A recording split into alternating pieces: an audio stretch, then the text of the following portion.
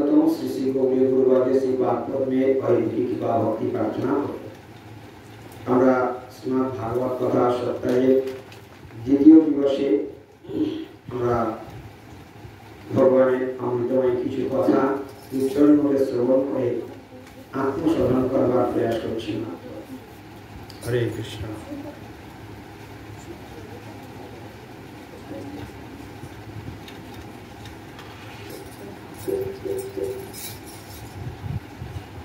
পরমেশ্বর ভগবানের কিছু কথা আমরা শ্রবণ করবার সৌভাগ্য লাভ করেছি। তো গতকাল পর্যন্ত আমরা শ্রীমদ্ ভাগবতের প্রথম স্কন্ধের যে মঙ্গল আচরণ তথা নৈমিষারণ্যে ঋষিদের নিকট যে সুধ গোস্বামী পাদ কৃপা করে উপস্থিত হয়েছিলেন সেখানে আমরা কিছু কথা শ্রবণ করেছি।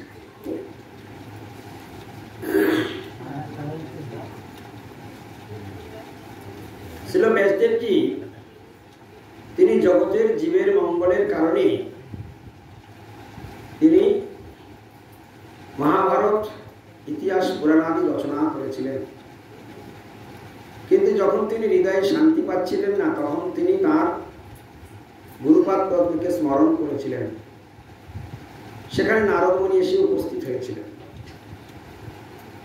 এবং সেখানে তার অসন্তোষের কি কারণ সেটি ছিল নারদজি ব্যাখ্যাও করেছিলেন। যে ধর্ম অর্থ কাম্য চতুর্বর্গ ফলের কথা শাস্ত্রে বর্ণন করেছ, কিন্তু যেটা হলে জীবের মুক্তি হবে, মানবের মুক্তি হবে, সেই ভক্তির কথা তুমি তেমন কিছু রচনা করো নাই। অর্থাৎ ভগবানের মঙ্গলময় কথা, যে ভগবানের কথা শুনলে জীবের চরম মঙ্গল হয়, সেই মঙ্গলময় ভগবানের কথা তেমন তুমি বর্ণনা করো নাই। তাই সেই মঙ্গলময় ভগবানের কথা যে শ্রবণ করে, যে কীর্তন করে, তার জীবন ধন্য হয়ে যায়। তখন সেই নারদ মুনি তার জীবনের কাহিনীটি বলছেন। নারদ মুনি তখন তার জীবনের ছোটবেলায় পূর্বজন্মে তিনি বলছেন, আমি পূর্বজন্মে একটি দাসীর পুত্র ছিলাম, ছোট্ট বালক দাসীর পুত্র ছিলাম। সেই সময় চাতুর্মাস্য ব্রতকালে মুনি ঋষিগণ তারা একটি আমলকি বনে তারা আরাধনা করবার জন্য উপস্থিত হয়েছিলেন। সেইখানে আমার মা কাজ করতেন এবং আমাকে সঙ্গে করে নিয়ে যেতেন। আমি বাচ্চা বলে আমাকে কোথায় রেখে যাবে, আমাকে সঙ্গে করে নিয়ে যেতেন, সঙ্গে করে নিয়ে আসতেন। মা আমাকে বলেছেন যে যতক্ষণ তুমি এখানে থাকবে মুনি ঋষিদের কাছে, ততক্ষণ তুমি সেবা করবে, মুনি ঋষিদের সেবা করবে। তাই আমি তাদের খড়মগুলোকে সরিয়ে রাখতাম। যখন তারা হরিকীর্তন করত তখন আমি স্নিগ্ধভাবে বসে বসে সেখানে শ্রবণ করতাম এবং আমার সেই শান্ত স্নিগ্ধ স্বভাব দেখে মুনি ঋষিগণ আমার প্রতি প্রসন্ন হয়ে তাদের উচ্ছিষ্ট প্রসাদ আমাকে দান করতেন। সেই প্রসাদগুলো পেতাম এবং মুনি ঋষিদের পাতাগুলো, উচ্ছিষ্ট পাতাগুলো আমি সযত্নে সেগুলো পরিষ্কার করতাম।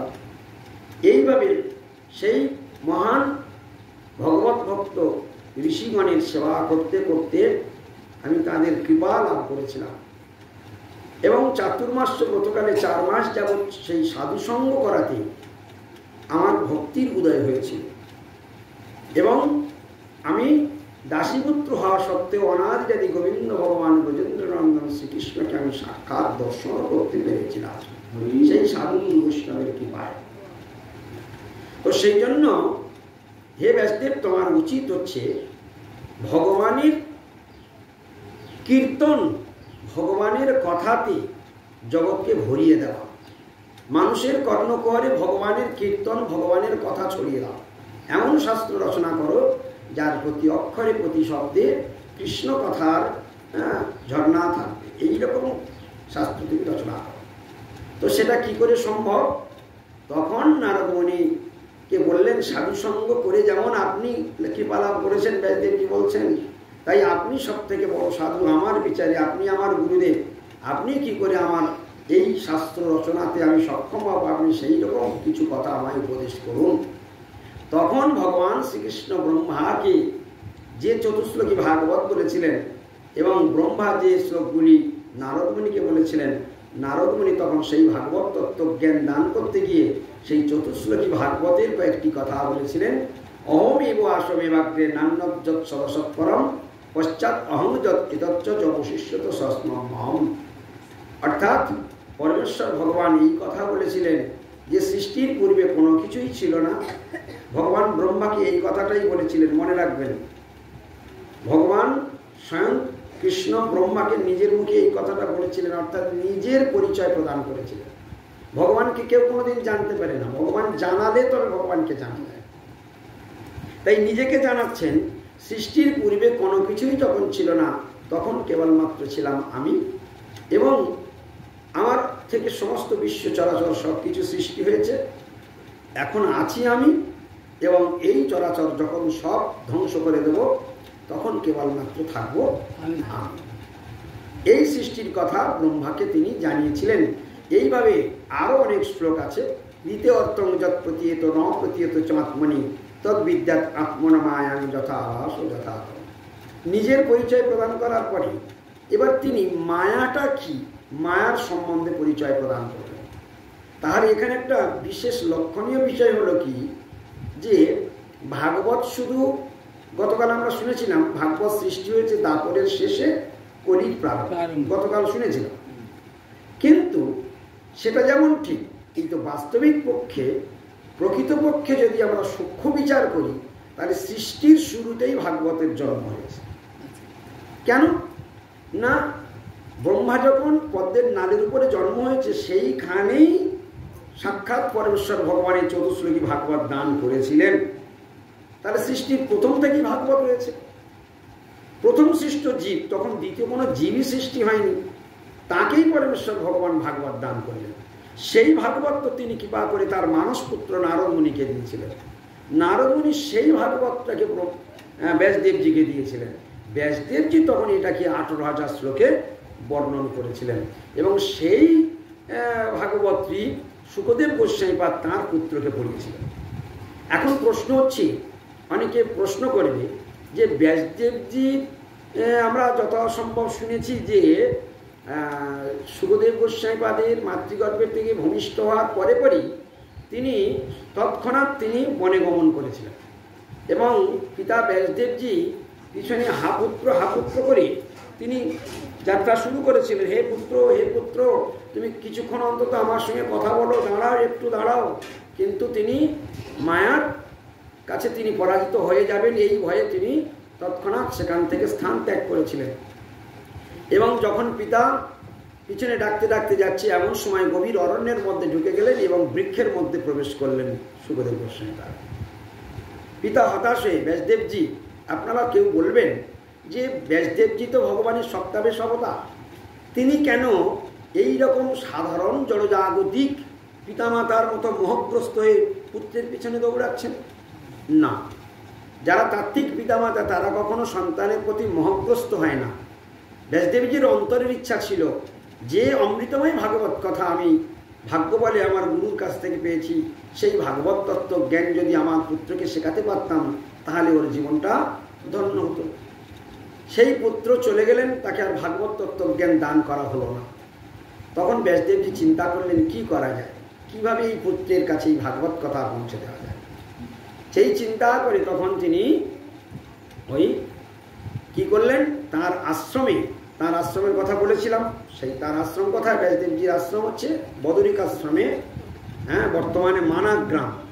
বর্তমানে এখন যারা যাবেন বদরিক আশ্রম দর্শনে, 4 ধামে যারা যাবেন, সেই মানাক গ্রামে পশ্চিম পাশে ব্যাস গুফা রয়েছে, সেইখানেই ব্যাসদেবজি ভাগবত কথা বলেছিলেন, এবং গণেশজি সেইখানে বসে ভাগবত কথা লিখেছিলেন।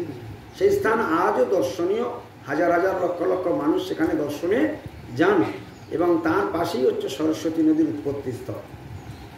এখন সেই স্থান থেকে যে সমস্ত সেই আশ্রমের কাঠুরিয়াগণ আশ্রমের কাঠ যখন ভাঙতে যেতেন, ব্যাসদেবজি কৃপা করে শিখিয়েছিলেন যে তোমরা তো বিভিন্ন বনে কাঠ ভাঙতে যাও, কোন বৃক্ষের মধ্যে আমার যে পুত্র আছে সেটা বলা যাবে না, কিন্তু তোমরা বিভিন্ন বৃক্ষে কাঠ ভাঙবে, ভাঙতে ভাঙতে তোমরা সবসময় আমি যে শ্লোকগুলো শিখিয়ে দেবো এই শ্লোকগুলো তোমরা গান করতে থাকবে, এই শ্লোকগুলো তোমরা গান করতে থাকবে। তখন সেই কাঠুরিয়াগণ বনে কাঠ ভাঙতে যান, ব্যাসদেবের শিষ্যগণ কাঠ ভাঙতে যান, কিন্তু ব্যাসদেবজি যে শ্লোকগুলো শিখিয়ে দিয়েছিলেন সেইগুলো তারা গাইতে গাইতে কাষ্ঠ আহরণ করে। এখন সেই কাঠুরিয়াগণ গাইছেন অহো বকিজং স্তনকাল কূটম জিগাংশয় অপায়তপি অসাধ্য লেবে গতিম ধাত্রীমুচিতম তত অন্যকং বাদালুম শরণং ব্রজেম।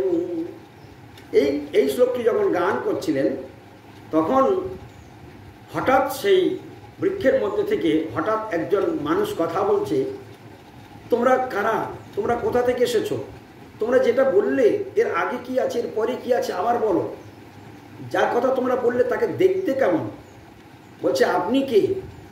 আপনি কাঠুরিয়াগণ বলছেন আপনি কে? আপনার যদি শোনার ইচ্ছা থাকে তাহলে আপনি বাইরে আসুন। হ্যাঁ, আপনার পরিচয় কি? বলছে আমি ব্যাসদেবের পুত্র শুকদেব গোস্বামী। হ্যাঁ, আমি তো বাইরে বের হই না। বলছে বাইরে বের না হলে আমরা আর বলবই না। তো এত আনন্দ পেয়েছে ওই কথাটুকু শুনে। ওই গানের মধ্যে কি ছিল? অহো বকিজং স্তনকালকুটম জিগাংশয়া অপায়তপি অসাধ্য লেবে গতিম ধাত্রীমুচিতম তত অন্য কংবাদুম শরণং ব্রজেম। এই কথাটা শুনেই মাত্র তিনি মানে মোহিত হয়ে গেলেন। তখন তিনি বলছেন যে এর আগে কি আছে এর পরে কি আছে?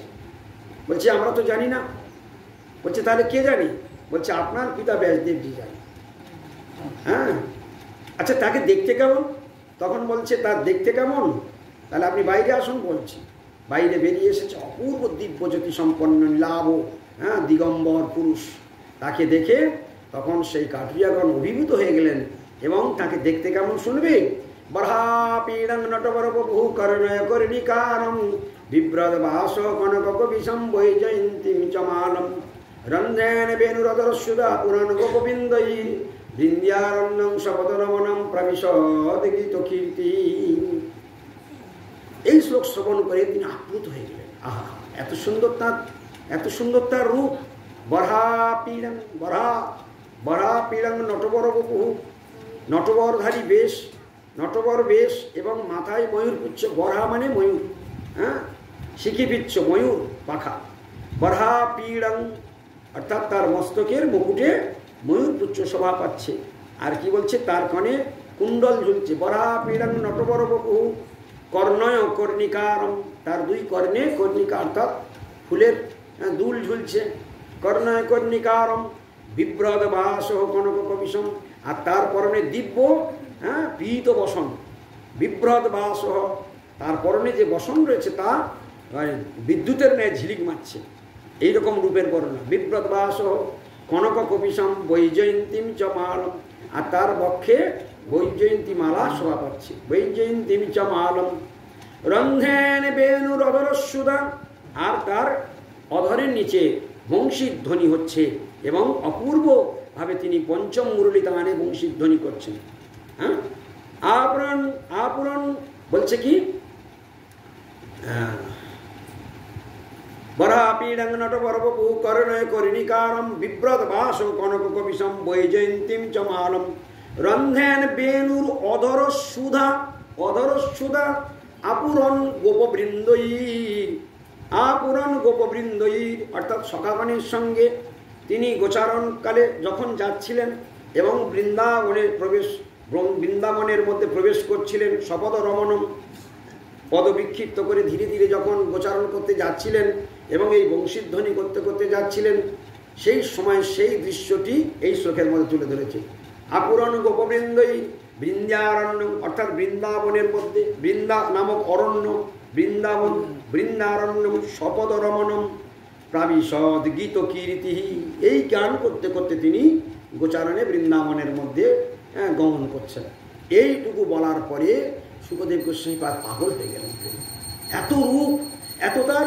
এর আগের শ্লোকে কি বলেছেন? যেটা শুনে তিনি বৃক্ষের মধ্যে থেকে বেরিয়ে এসেছেন সেটা কি ছিল? অহো বকিজং স্তনকালকুটম। অহো বকি, অহো মানে আহা, বকি মানে পুতনা। বকাসুরের বনকে বলা হয় বকি। অহু বকিজং স্তন কালকূটম, অর্থাৎ স্তনে কালকূট বিষ মাখিয়ে জিঘাংসয়া হত্যা করবার বাসনায় অপায়ত অপি, সেই বিষমাখা স্তন পান করিয়েও, অপায়ত পান করিয়েও, তাহলে স্তনকালকূটম জিঘাংসয়া অপায়ত অপি অসাধ্যি, অসাধ্যি অর্থাৎ তিনি যা কাজ করেছেন সেটা কোনো সাধ্যী নারীর কাজ নয়, অসাধ্যী। হ্যাঁ, লেভে গতিবিন ধাত্রীমুচিতম, তথাপি ভগবান এতটাই দয়ালু, সেই হিংসা সমন্বিত নারী, সেই রাক্ষসী পুতনা, তাকে তিনি ধাত্রীগতি দান করে তাকে বৈকুণ্ঠে পাঠিয়েছিলেন। তত অন্য কংবা দয়ালু শরণং ব্রজে, এইরকম দয়ালুকে ছেড়ে আর কার শরণ গ্রহণ করো। এই শ্লোক শুনে শুকদেব গোস্বামীপাদ আপ্লুত হয়ে গেলেন। তারপর জিজ্ঞাসা করলেন তার দেখতে কেমন, তখন তার ওই রূপের বর্ণনা দিলেন। তখন তিনি বললেন এই কথা আর পরে বলো, আগে বলো। বলছি এবার যদি শুনতে হয় এ সব কথা জানে আপনার পিতা, তার যদি শুনতে হয় তাহলে তাঁর কাছে যেতে হবে, আমাদের সঙ্গে যেতে হবে। বলে চলুন তাহলে আমি সেই কথা শুনব। ওই লোভ হয়ে চলে আসলো। তো এইখানে বলছেন এই শুকদেব গোস্বামীপাদ ছিলেন ব্রহ্ম দর্শনে নির্গুণ ব্রহ্মের উপাসক। হ্যাঁ, তিনি আত্মারাম ছিলেন, কিন্তু চৈতন্য চরিতামৃতে বলছে যে সনকাদির এরা হচ্ছে নির্গুণ ব্রহ্মের উপাসক, নিরাকার উপাসক।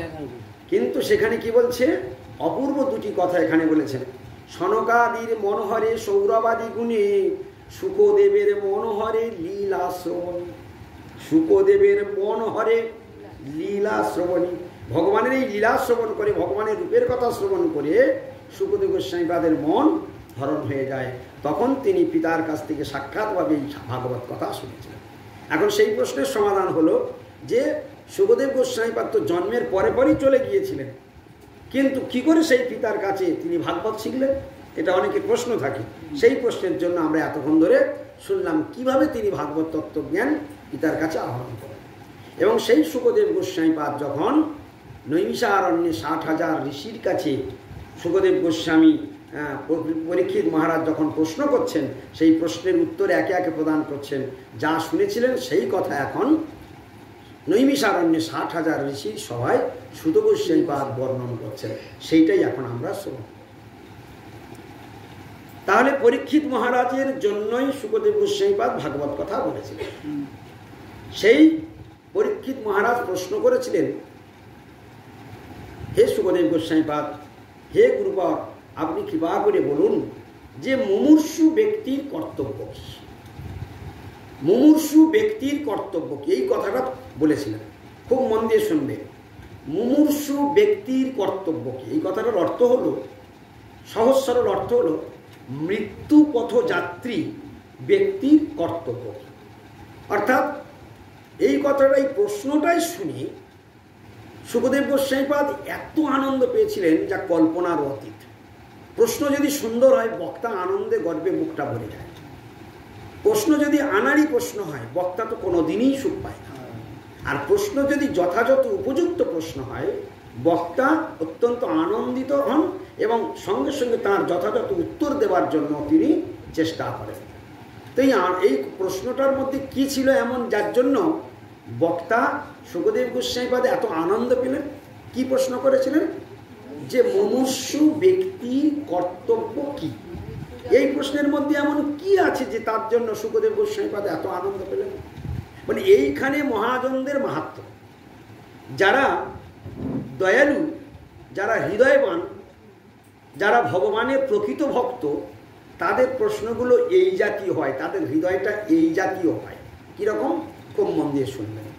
আমাদের হৃদয় যদি এইরকম কোনোদিন হয় তাহলে আমাদের জীবন ধন্য হবে। পরীক্ষিত মহারাজ 7 দিন পরে তার তক্ষকদংশনে মৃত্যু হবে, সেই কথাটা তিনি জেনেছিলেন বলেই না তবে এই ভাগবত অধিবেশনটা হয়েছিল। তো সেই সময় উনি এই কথাটা পরীক্ষিত মহারাজ বলেননি, আমার 7 দিন পরে মৃত্যু হবে, আমার কি দশা হবে সেটা বলুন, আমি কি করে উদ্ধার পাবো সেই কথাটা আমায় বলুন। এটা না বলে উনি প্রশ্ন করেছিলেন যে মুমূর্ষু ব্যক্তির কর্তব্য সমস্ত। তাহলে সার্বিক প্রশ্ন, সার্বিক প্রশ্ন। কালকের আমরা শুনেছিলাম সৌনক মুনি বলেছিলেন যে জগৎ জীবের মঙ্গলের কারণে জগৎজিকের মঙ্গলের কারণে আপনি বলুন যেটা সবচেয়ে মঙ্গলময় কথা সেটাই আপনি আমাদেরকে সমস্ত শাস্ত্রের সারমর্মটা আমাদেরকে বলুন, এই কথা বলেছেন। তাহলে সেখানে প্রশ্নের মধ্যে সার্বিকতা ছিল, এখানে প্রশ্নের মধ্যে সার্বিকতা রয়েছে, ব্যক্তি স্বার্থের কোনো প্রশ্ন নেই। তখন সুখদেব গোস্বামীপাদ বলেছিলেন যে ধন্য ধন্য রাজা, তুমি ধন্য, তোমার এই প্রশ্ন শুধু তোমার নয়, এ সারা জগতের জীবের প্রশ্ন, এই একটাই প্রশ্ন। সকলের মঙ্গল হবে এই প্রশ্নের উত্তর শুনলে, সকলের মঙ্গল হবে এই এক প্রশ্নের উত্তরে। তো সেই কথা বলতে গিয়ে তখন বললেন তাহলে কে এই পরীক্ষিত, তার জন্ম বৃত্তান্ত, তার জীবনের কাহিনী সুত গোস্বামীপাদ সেই সৌনকমণি 60,000 ঋষির সভায় বলতে আরম্ভ করলেন। আমরা এখন সেই কথা শুনব। পরীক্ষিত মহারাজ কে, তাঁর বংশ পরিচয় কি, তার সমস্ত। তো দাপরের শেষে যখন কুরুক্ষেত্রের যুদ্ধ, মহাযুদ্ধ, এবং সেই যুদ্ধের যখন অবসান হলো, ঠিক সেই সময় এক ঘটনা ঘটলো। কি? যুদ্ধের দুর্যোধনের উরুভঙ্গ হল। দুর্যোধনের উরুভঙ্গ করলেন ভীম, এবং সেই দুর্যোধনকে সেখানে স্পটের উপরে হত্যা না করে তার উরুটাকে ভেঙে দিয়ে চলে এসেছিলেন ভীম। সেই কুরুক্ষেত্রের রণাঙ্গনে মৃত্যু যন্ত্রণায় ছটফট করছিলেন দুর্যোধন। সেই সময় দুর্যোধনের মিত্র ছিল গুরু দ্রোণাচার্যের পুত্র অশ্বত্থামা। অশ্বত্থামা খুঁজতে খুঁজতে সেইখানে গিয়ে পৌঁছালেন, মহারাজের জয় হোক। যখনই এই কথা বলছে, কেউ যখন মৃত্যু যন্ত্রণায় ছটফট করছে তার যদি জয়গান করা যায় তাহলে কি তার সুখ হয়? হ্যাঁ, যখন সুখে থাকে তখন যদি জয় দেওয়া হয় কিরকম আনন্দ হয়। আর সে যন্ত্রণায় ছটফট করছে তখন বলছে তোমার জয় হোক, তোমার জয় হোক। হ্যাঁ, বলে আমি মৃত্যু যন্ত্রণায় ছটফট করছি আর তুমি আমার জয়গান করছো। হ্যাঁ, তো এই কথা বলাতে বলছে মহারাজ আপনি তো আপনার ভুলের জন্য আপনার এই পরিণাম হয়েছে। আমার ভুল? হ্যাঁ। বলছে হ্যাঁ, আপনার ভুলের জন্য আপনার এই পরিণাম। বলে কি ভুল? বলছে আপনি তো সব বুড়াদের দিয়ে যুদ্ধ করিয়েছেন। হ্যাঁ, সব কটা বুড়াকে দিয়ে যুদ্ধ করিয়েছেন, বুড়াদেরকে আপনি সেনাপতি করেছেন। অর্থাৎ পিতামহ ভীষ্ম সে এক বুড়া, দ্রোণাচার্য সে এক বুড়া, কৃপাচার্য সে এক বুড়া। হ্যাঁ, এইরকম আরো আরো ওই যে শকুনি মামা সে এক বুড়া, তারপর মদ্রক নরেশ সে এক বুড়া। তাহলে সব কটা বুড়াকেই আপনি সেনাপতি করেছেন। হ্যাঁ, আমাকে যদি একবার সেনাপতি করতেন তা আপনার এই হাল হতো? গৌর প্রেমানন্দে হরি বল। তখন বলছে তখন তো তুমি তো সেখানে আমার হয়ে যুদ্ধ তো করেছো। বলছে দেখুন, সেনাপতি হয়ে যুদ্ধ করা আর সাধারণ সৈনিক হয়ে যুদ্ধ করার মধ্যে তফাৎ আছে। তা যদি তোমার সেনাপতি করতাম তুমি কি করতে? দুর্যোধন জিজ্ঞাসা করছে যদি তোমাকে সেনাপতি করা হতো তুমি কি করতে? বলছে পাঞ্চ পাণ্ডবের মুন্ডুটাই কেটে নিয়ে চলে আসতাম। যুধিষ্ঠির দুর্যোধন মনে মনে করছে হাতি ঘোড়া গেল তল আর মশা বলে কত জল। সারা সর্বশক্তি দিয়ে আমি যে পঞ্চ পাণ্ডবের কেশাগ্র স্পর্শ করতে পারলাম না। হ্যাঁ, 80 মণ গদার বাড়ি মেরে যে ভীমের আমি মাথার একটা চুল পর্যন্ত খসাতে পারিনি, আর এ বলে পাঞ্চ পাণ্ডবের মুন্ডুটাই কেটে নিয়ে আসতাম। হ্যাঁ, বলছে আপনি আদেশ করে দেখুন। তখন বলছে আমি আদেশ করলে তুমি পারবে? বলে হ্যাঁ, আজ রাত্রেই পঞ্চ পাণ্ডবের মুন্ডু কেটে নিয়ে আসবো, আপনি আদেশ করবে। তখন দুর্যোধন বলছে তুমি যদি তা পারো তাহলে আমার অর্ধেক রাজ্য আমি তোমাকে দিয়ে দেবো, আমাদের অর্ধেক রাজ্য আমি তোমাকে দিয়ে দেবো। বলে ঠিক আছে, আজ রাত্রেই কেটে নিয়ে আসবো। অশ্বত্থামা যখন এদিকে প্রতিজ্ঞা করলেন কুরুক্ষেত্রের রণাঙ্গনে, হ্যাঁ, সাঁঝের বেলায় এই প্রতিজ্ঞা হলো, কিন্তু এ কথা পঞ্চপাণ্ডব জানে না যে অশ্বত্থামা প্রতিজ্ঞা করেছে আজ রাত্রে পঞ্চপাণ্ডবের মুন্ডু কাটা। এইখানে ভগবানের বিশেষত্ব। ভগবান ভগবান ভগবান, এই হলো ভগবান। এইখানে আমরা একটু বিচার করবো, গায়ের লোম শিউরে ওঠার কথা। দেখুন, অশ্বত্থামার এবং দুর্যোধনের মধ্যে কুরুক্ষেত্রের রণাঙ্গনে কথা হয়েছে। সেখানে কি আর কেউ ছিল? সেই দুজনের মধ্যে কথা হয়েছে। অশ্বত্থামা প্রতিজ্ঞা করেছে কথা, কে জানবে? কিন্তু আমার গোবিন্দ জানতে পারবে। গোবিন্দ তখন যে শিবিরে পঞ্চপাণ্ডব শয়ন করেন, সেই শিবিরে পঞ্চপাণ্ডব শয়ন করতে যাবেন, এমন সময় গোবিন্দ ছটফট ছটফট করছেন। গোবিন্দর মনে অশান্তি। খুব ভালো করে বুঝবেন ভগবানকে কেন ভালোবাসতে হবে, এইখানেই তার জ্বলন্ত প্রমাণ। ভগবানকে যে ভালোবাসে, ভগবান তাদেরকে কি করে রক্ষা করে। পরিত্রাণায় সাধুনাম বিনাশায় চ দুষ্কৃতাম, এই হলো ভগবানের স্বভাব। ভগবান এইরকম তার ভক্তকে রক্ষা করেন, সর্বদাই রক্ষা করেন। হঠাৎ পঞ্চপাণ্ডবকে বলছে হ্যাঁ যে আজকে এখানে শিবিরে শুতে হবে না। ভগবান বলছেন পঞ্চপাণ্ডবকে আজকে শিবিরে শুতে হবে না, চলো আমরা একটু গঙ্গার দিকে আজকে ওই দিকে বেড়াতে যাব। পঞ্চপাণ্ডবের 5 ভাইয়ের একজনও কেউ জিজ্ঞাসা করলো না, কৃষ্ণ এই যুদ্ধ করে এত পরিশ্রম হয়েছে, সারাদিন যুদ্ধ করেছি, এত পরিশ্রম হয়েছে, একটু বিশ্রাম করি, কেন যাব গোবিন্দ, কোথায় নিয়ে যাচ্ছেন? একটিবারও প্রশ্ন। এই না শরণাগত, এই হলো শরণাগতির লক্ষণ। প্রাণ কৃষ্ণ বলেছেন, প্রাণ গোবিন্দ বলেছে আমাদের গঙ্গার দিকে যেতে হবে, উনি যেটাই বলেন সেটাই মঙ্গল।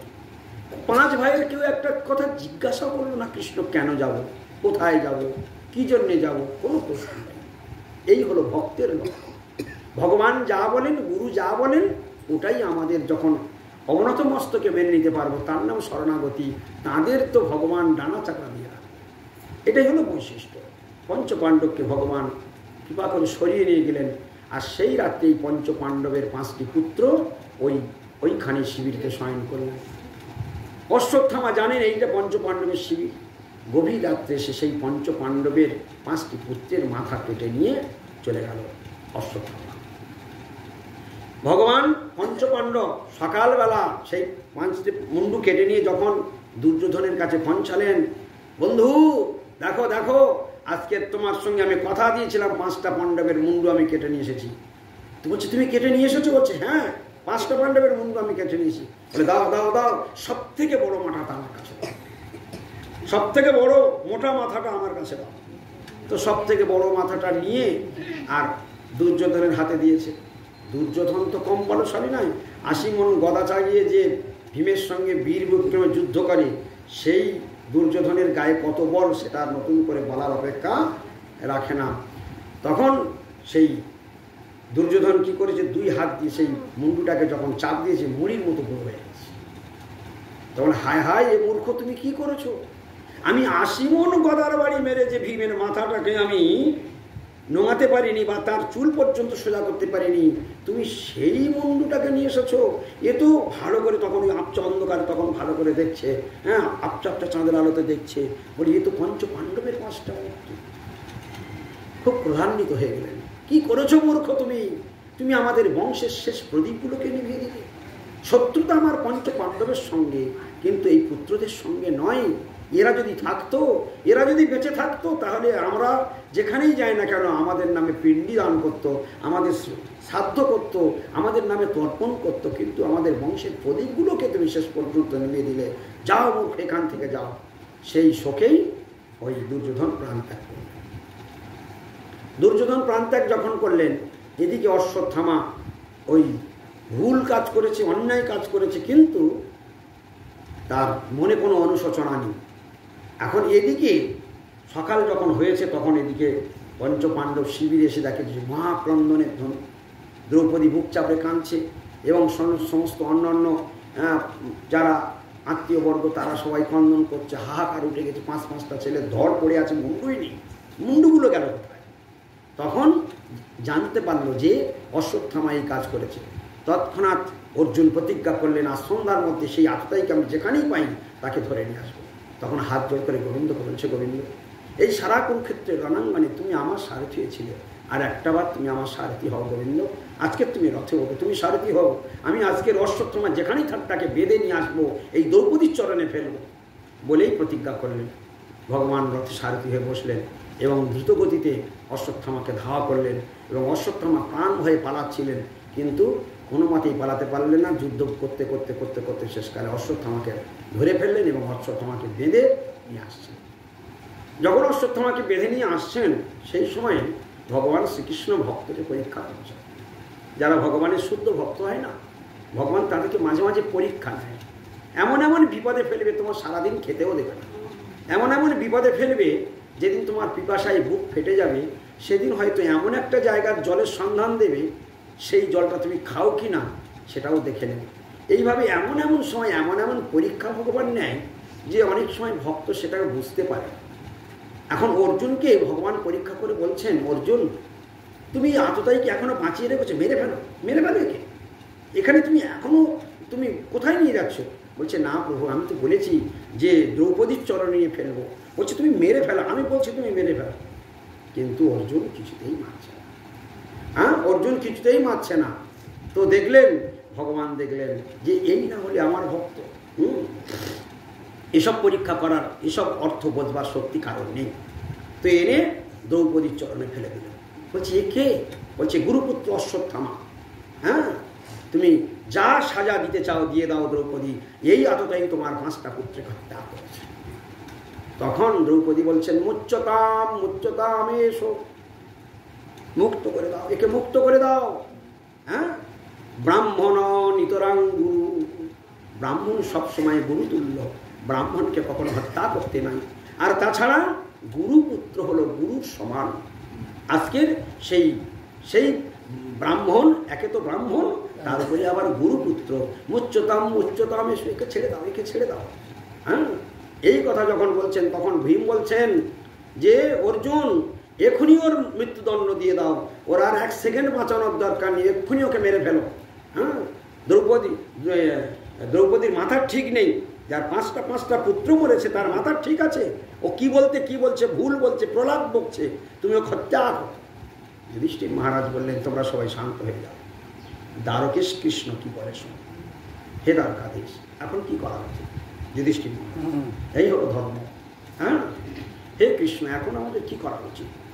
তখন কৃষ্ণ ভগবান বললেন যে ব্রাহ্মণ যত বড় পতিত হোক না কেন তাকে কখনো হত্যা করা যায় না, আর আততায়ীকে কখনো ছেড়ে দেওয়াও উচিত নয়। এরকম কথা বললো, ব্রাহ্মণ যত বড় পতিত হোক তাকে হত্যা করা উচিত নয়, আর যে আততায়ী তাকে কখনো ছেড়ে দেওয়া উচিত নয়। এই কথার মর্ম কেউ বুঝতে পারল না, কিন্তু 18 অধ্যায় গীতা শ্লোক গোবিন্দের কথা শুনে শুনে অর্জুনের ভিতরে গোবিন্দের ভাব সব বুঝে ফেলেছে অর্জুন।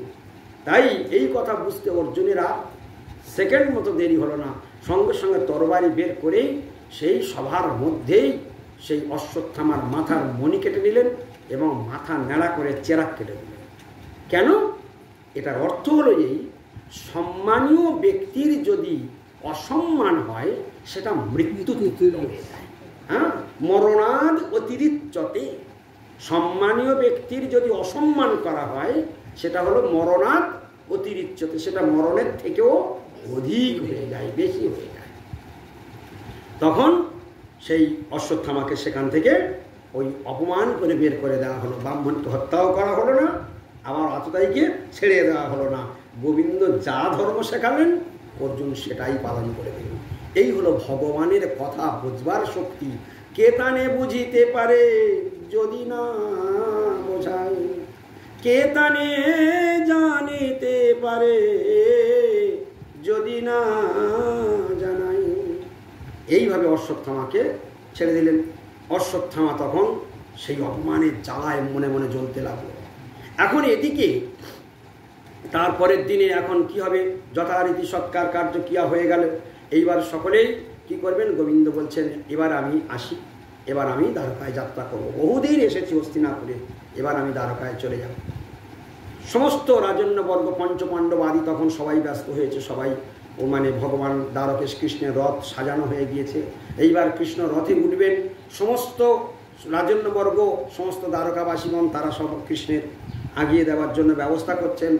এমন সময় ওদিকে অশ্বত্থামা কী করলেন, সবাই দ্বারকেশ কৃষ্ণ চলে যাচ্ছে, এই সুযোগে গৃহের মধ্যে গর্ভবতী উত্তরা একমাত্র অবস্থান করছেন, অর্থাৎ অভিমন্যুর স্ত্রী উত্তরা তখন ছিলেন। উত্তরা, অভিমন্যুর যখন মৃত্যু হয় তখন উত্তরা ছিলেন গর্ভবতী।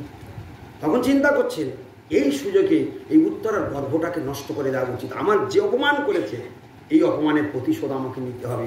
5টা তো হটিয়ে দিয়েছি, আর এই একটা প্রদীপ আছে, ওটাকে শেষ প্রদীপকে নিভিয়ে দিলেই তবে আমার জ্বালাটা মিটবে। হিংসা কারে বলে দেখুন, প্রতিহিংসা। হ্যাঁ, প্রতিহিংসার জ্বালা। তো শেষকালে তখন ঠিক কী করলেন, তার পিতা তাকে কোনোদিন ব্রহ্মাস্ত্র দান করতে চাননি অশ্বত্থামাকে, কারণ তিনি জানতেন তার পুত্র বুদ্ধি স্থির নয়, সে শান্ত নয়। অর্জুন বিবেকী, অর্জুন শান্ত, অর্জুন ভক্ত, অর্জুন সমস্ত গুণে গুণান্বিত, তাই অর্জুনকে সর্বশ্রেষ্ঠ বিদ্যা দান করেছিলেন, কিন্তু নিজের পুত্রকে সব তিনি দিতেও চাননি। কিন্তু তার মা কৃপির চাপে দ্রোণাচার্য কিছু কিছু তার পুত্রকে দিতে বাধ্য হয়েছিলেন। যেমন অনেক সময় বাবা দিতে না চাইলেও মায়ের অনুরোধে ছেলেকে অনেক কিছু দিতেই হয়, এটা সমাজে আজও চলছে। হ্যাঁ, বাবা চায় না সন্তানকে দিতে, কিন্তু মা অনেক সময় কি করে, সেই কাজটা ছেড়ে দেয়, বাবাকে বুঝিয়ে সুঝিয়ে হ্যাঁ সেটা করে দেয়। তো সেখানে ওই কৃপির চাপে কিছু কিছু অস্ত্র শিক্ষা, গুপ্তবিদ্যা অশ্বত্থামাকে অনিচ্ছা সত্ত্বে দিয়েছিলেন। এই সেই তার কুফল ফলছে কি, এই ব্রহ্মাস্ত্রের প্রয়োগটার নিয়ম হচ্ছে কোনোদিন জগৎ ধ্বংসের কারণে কারোর অপকার করবার জন্য ব্রহ্মাস্ত্রের প্রয়োগ করা নিষেধ আছে। কখন প্রয়োগ করা যায়? এক নিজের জীবন সংকটে, আর এক জগৎজীবের মঙ্গলের কারণে, এই দুটি কারণে ব্রহ্মাস্ত্র নিক্ষেপ করতে হয়। এই জন্য নিজের পুত্র হিংসা বুদ্ধি রয়েছে বলে তাই তিনি এই ব্রহ্মাস্ত্র দিতে চাননি, কিন্তু মায়ের চাপে দিয়েছিলেন। সেই ব্রহ্মাস্ত্রের আজ অপপ্রয়োগ হচ্ছে। অপরের ভ্রূণ হত্যা, অর্থাৎ অপরের গর্ভের শিশু সন্তান হত্যা, এটাকে বলে ভ্রূণ হত্যা, ভয়ঙ্কর পাপ। সেই পাপ কার্যে লিপ্ত হলেন অশ্বত্থামা। তৎক্ষণাৎ ব্রহ্মবান মারলেন। তখন উত্তরা দেখছে একটা জ্বলন্ত শলাকা ব্রহ্মবান তার দিকে দৌড়ে আসছে। তখন বুঝতে পেরেছে যে এই ব্রহ্মবান আমার গর্ভকে নষ্ট করার জন্য আসছে। তখন ভগবান শ্রীকৃষ্ণ রথে উঠতে যাচ্ছেন, সবাই উলুধ্বনি করছে, শঙ্খধ্বনি করছে, গোবিন্দ চলে যাবে। ঠিক সেই সময়ে ওদিকে উত্তরা আসছে। উত্তরা তখন আসছে, তাহিমাম তাহিমাম, হে কৃষ্ণ, হে প্রাণনাথ, হে নাথ, হে জনার্দন, হে গোবিন্দ, হে মধুসূদন, তাহিমাম তাহিমাম, রক্ষা করো রক্ষা করো। যেই ভগবান কৃষ্ণ এ বিশ্ব ব্রহ্মাণ্ডে, অনন্ত কোটি ব্রহ্মাণ্ডে যেখান থেকে যে যেভাবে থাকুক না কেন, যে আকুল প্রাণে গোবিন্দকে ডাকে গোবিন্দ তৎক্ষণাৎ সে ডাক শুনতে পায়। তাই আকুল প্রাণের ডাক গোবিন্দ সঙ্গে সঙ্গে রথে এক পা দিয়েছে, এক পা নিচে আছে। এমন সময় উত্তরার এই আকুল ডাক কৃষ্ণের কানে যখন পৌঁছেছে, সঙ্গে সঙ্গে কৃষ্ণ পিছন ফিরে তাকিয়েছে। পিছন ফিরে তাকিয়ে দেখছে জ্বলন্ত শলাকা দৌড়ে আসছে উত্তরার গর্ভকে নষ্ট করতে। গোবিন্দের বুঝতে আর এক সেকেন্ড সময় লাগলো না, সঙ্গে সঙ্গে গোবিন্দ তুরন্ত গতিতে একদম উত্তরার গর্ভে প্রবেশ করলেন এবং গদা ঘুরিয়ে সেই ব্রহ্মবান, যাকে কোনোদিন নষ্ট করা যায় না, গদাধারী ভগবান সেই উত্তরার গর্ভে বৃদ্ধাঙ্গুষ্টি পরিমাণ রূপে প্রবেশ করে গদা ঘুরিয়ে সেই ব্রহ্মবানকে ধ্বংস করে উত্তরার গর্ভকে রক্ষা করে দিলেন।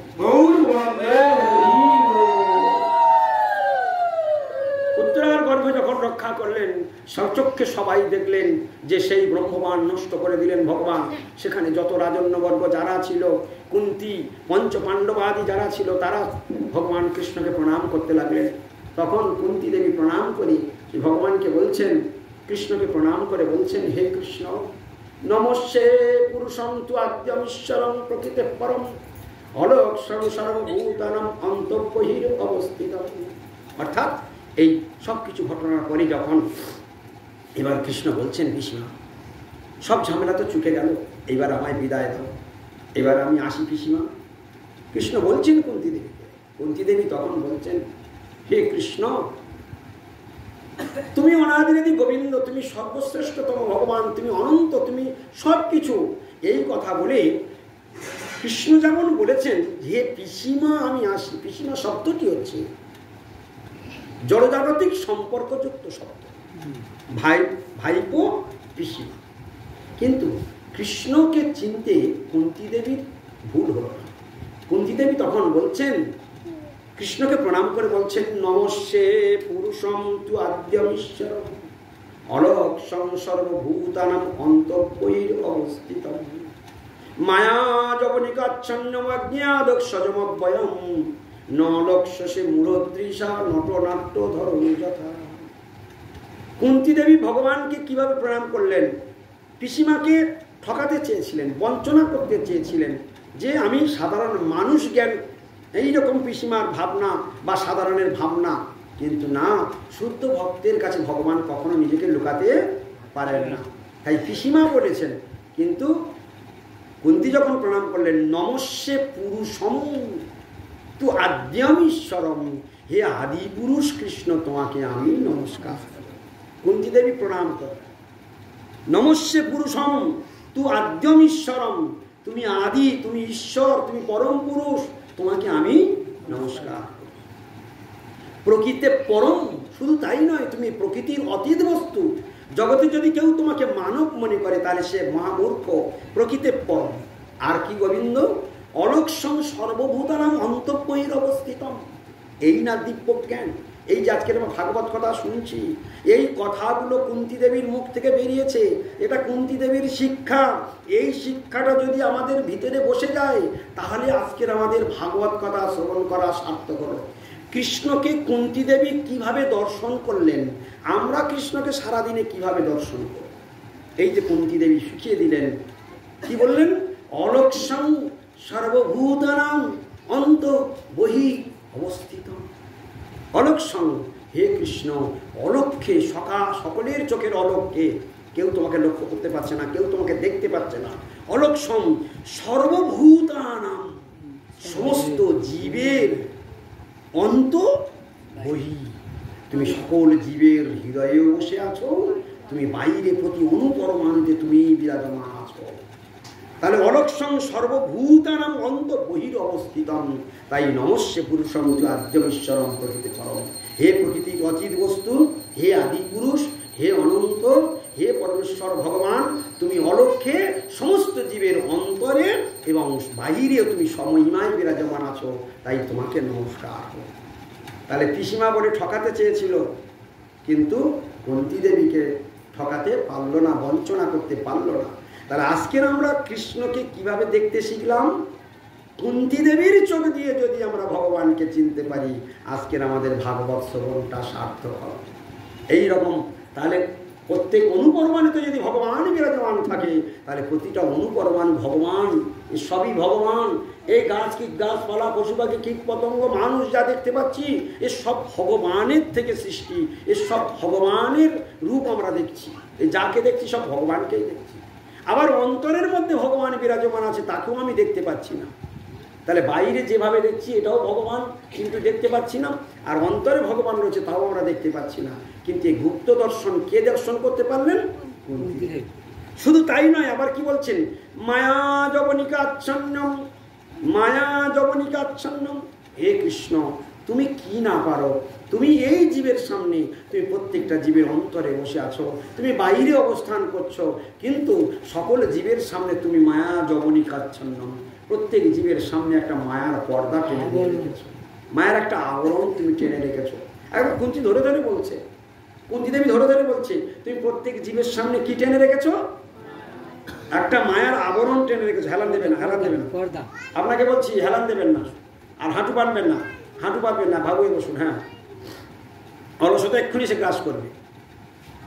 মায়া যবনিকাচ্ছন্নম অজ্ঞা অদুঃসজম অব্যয়ম ন লক্ষ্যসে মূঢ়দিশা নট নাট্য ধর্ম যথা। কত সুন্দর সুন্দর শিক্ষা, এইগুলো মনে রাখা উচিত, এইগুলো ভাবনা করা উচিত। কি বললেন? তুমি সকলের চোখের সামনে একটা মায়ার, মায়া যবনিকাচ্ছন্নম অজ্ঞা অদুঃসজম অব্যয়ম।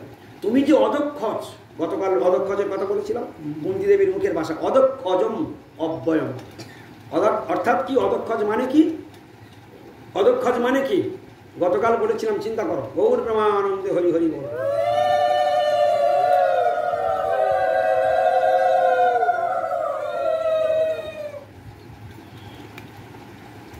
গতকাল বলেছিলাম অদক্ষজের মানে, কালকে শুনলে কালকেই গালে দিয়ে দিই।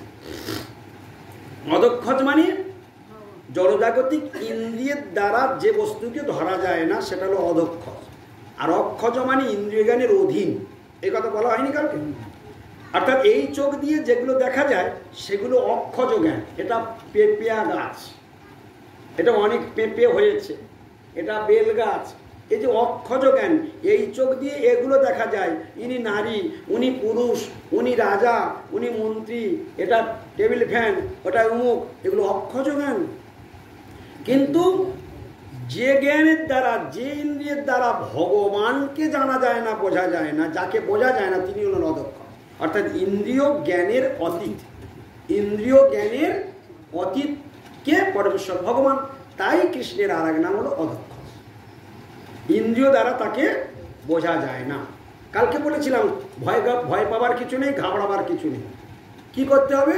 এই ইন্দ্রিয়গুলোদের নিরন্তর সেবা করতে করতে এই ইন্দ্রিয়গুলো যেদিন চিন্ময় হবে সেই দিন স্বয়মেব স্ফুরত্তদ, সেই দিনই গোবিন্দ ওই রকম প্রহ্লাদ মহারাজের মতো, ধ্রুব মহারাজের মতো তোমার সম্মুখে এসে দাঁড়িয়ে যাবে। ওই শবরীর মতো তোমার সামনে সেই ভগবান স্বয়ং দাঁড়িয়ে যাবে। তৈথিক বিপ্রের মতো সামনে এসে দাঁড়িয়ে যাবে। সারু ভট্টাচার্যের মতো এরকম সামনে এসে ভগবান দাঁড়িয়ে যাবে। মুরারিগুপ্তের মতো সামনে এসে একদম স্বয়ং রামচন্দ্র মূর্তিতে দর্শন দান দেবেন। তাহলে কাদের পক্ষে এটা সম্ভব? যারা ইন্দ্রিয়গুলোকে চিন্ময় করে ফেলেছে তাদের পক্ষেই কেবলমাত্র এটা সম্ভব। তাহলে কুন্তিদেবী বললেন অধক সজম অব্যয়ম, হে কৃষ্ণ তোমার কোনোদিন ব্যয় নেই। তোমার ব্যয় নেই বলতে কি? অব্যয় অব্যয় সবসময় বলা হয়, শাস্ত্রে আমরা শুনি কৃষ্ণ অব্যয়, শুনি না?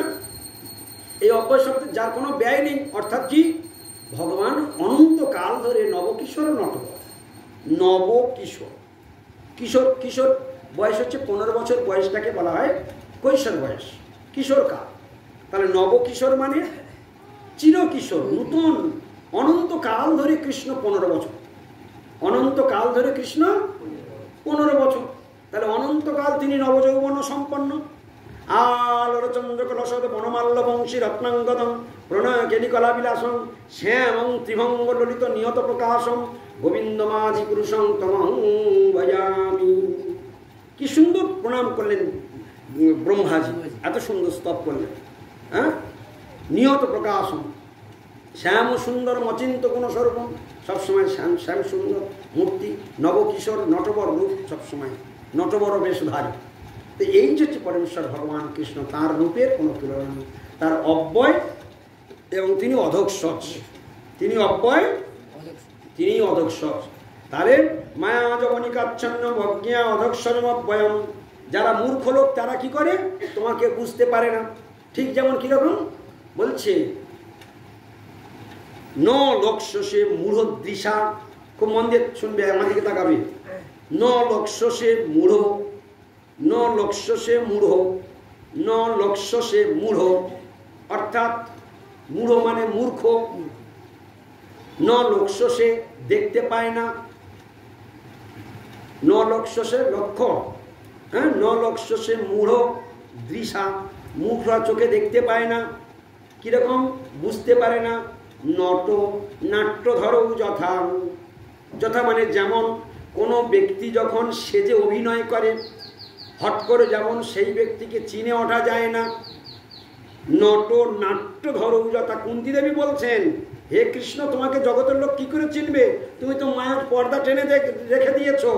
তাই ঠিক যেমন একজন নট যখন সেজে নাটকে অভিনয় করে যেমন তাকে হট করে কেউ চিনতে পারে না, ঠিক তুমি এইরকম সারা জগতের জীবের চোখের সামনে মায়ার পর্দা টেনে রেখেছ, তাই তোমাকে সবাই চিনতে পারে না। মূর্খ তোমাকে চিনতে পারে না, কিন্তু কুন্তীর চোখে তুমি ফাঁকি দিতে পারবে না। কৃষ্ণ পিসিমা বলে ডেকে তুমি মায়ায় আমাকে ভরাতে পারবে না। এখন এইভাবে যখন বললেন কৃষ্ণ, বললেন পিসিমা তুমি যখন আমাকে চিনতে পেরেছ, তুমি যদি মনে করো যে আমি ভগবান, তাহলে বলো পিসিমা তোমার কি বর লাগবে বলো, আজকে তোমাকে আমি বর দিতে চাই, তুমি কি বর নেবে? তখন কুন্তী দেবী বললেন, হে কৃষ্ণ তুমি যদি বর আমায় দিতে চাও তাহলে এই বর তুমি আমায় দাও, আমার যেন সর্বদাই বিপদসন্তু, সর্বদাই যেন আমি বিপদের মধ্যে থাকি, সবসময় যেন আমি দুঃখের মধ্যে থাকি। হা কৃষ্ণ কিরকম বর চাইলেন দেখুন। কুন্তী দেবী মানে কৃষ্ণ বললেন, পিসিমা তুমি যখন জেনেই ফেলেছো আমি ভগবান, তাহলে তুমি কি বর নেই? আমি তো দ্বারকায় চলে যাচ্ছি, কি বর তোমার চাই বলো, তোমাকে আমি একটা বর দিতে চাই।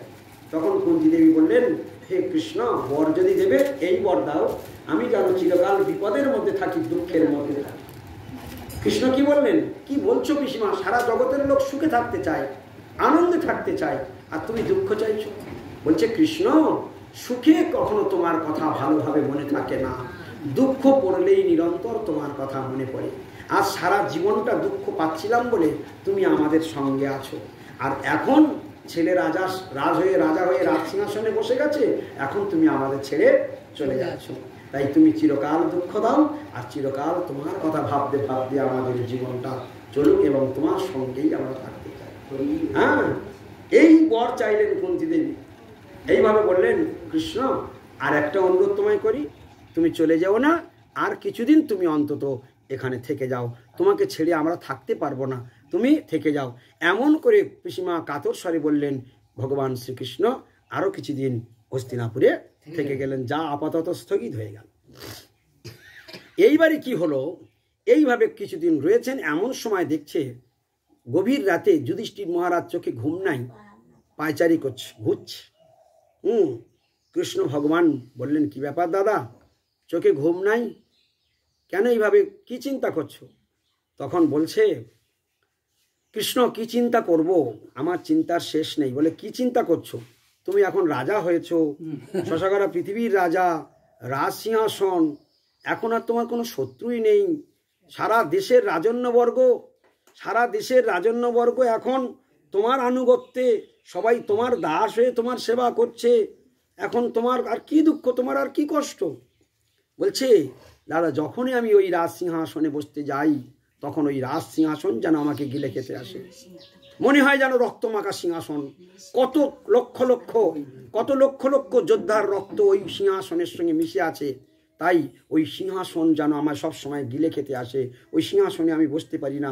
হ্যাঁ, বলছে মাতুল, শ্বশুর, ভ্রাতা, যত রকম গুরু, পিতামহ, পিতা, কাকে না হত্যা করা হয়েছে ওই রণাঙ্গনে, সকলের রক্তের দাগ রয়েছে ওই সিংহাসনে, অতএব ওই সিংহাসন আমি বসতে চাই না, ওই সিংহাসন যেন আমায় গিলা খেতে আসছে, আমি পারবো না এই সিংহাসনে বসতে, এই চিন্তায় আমি মগ্ন।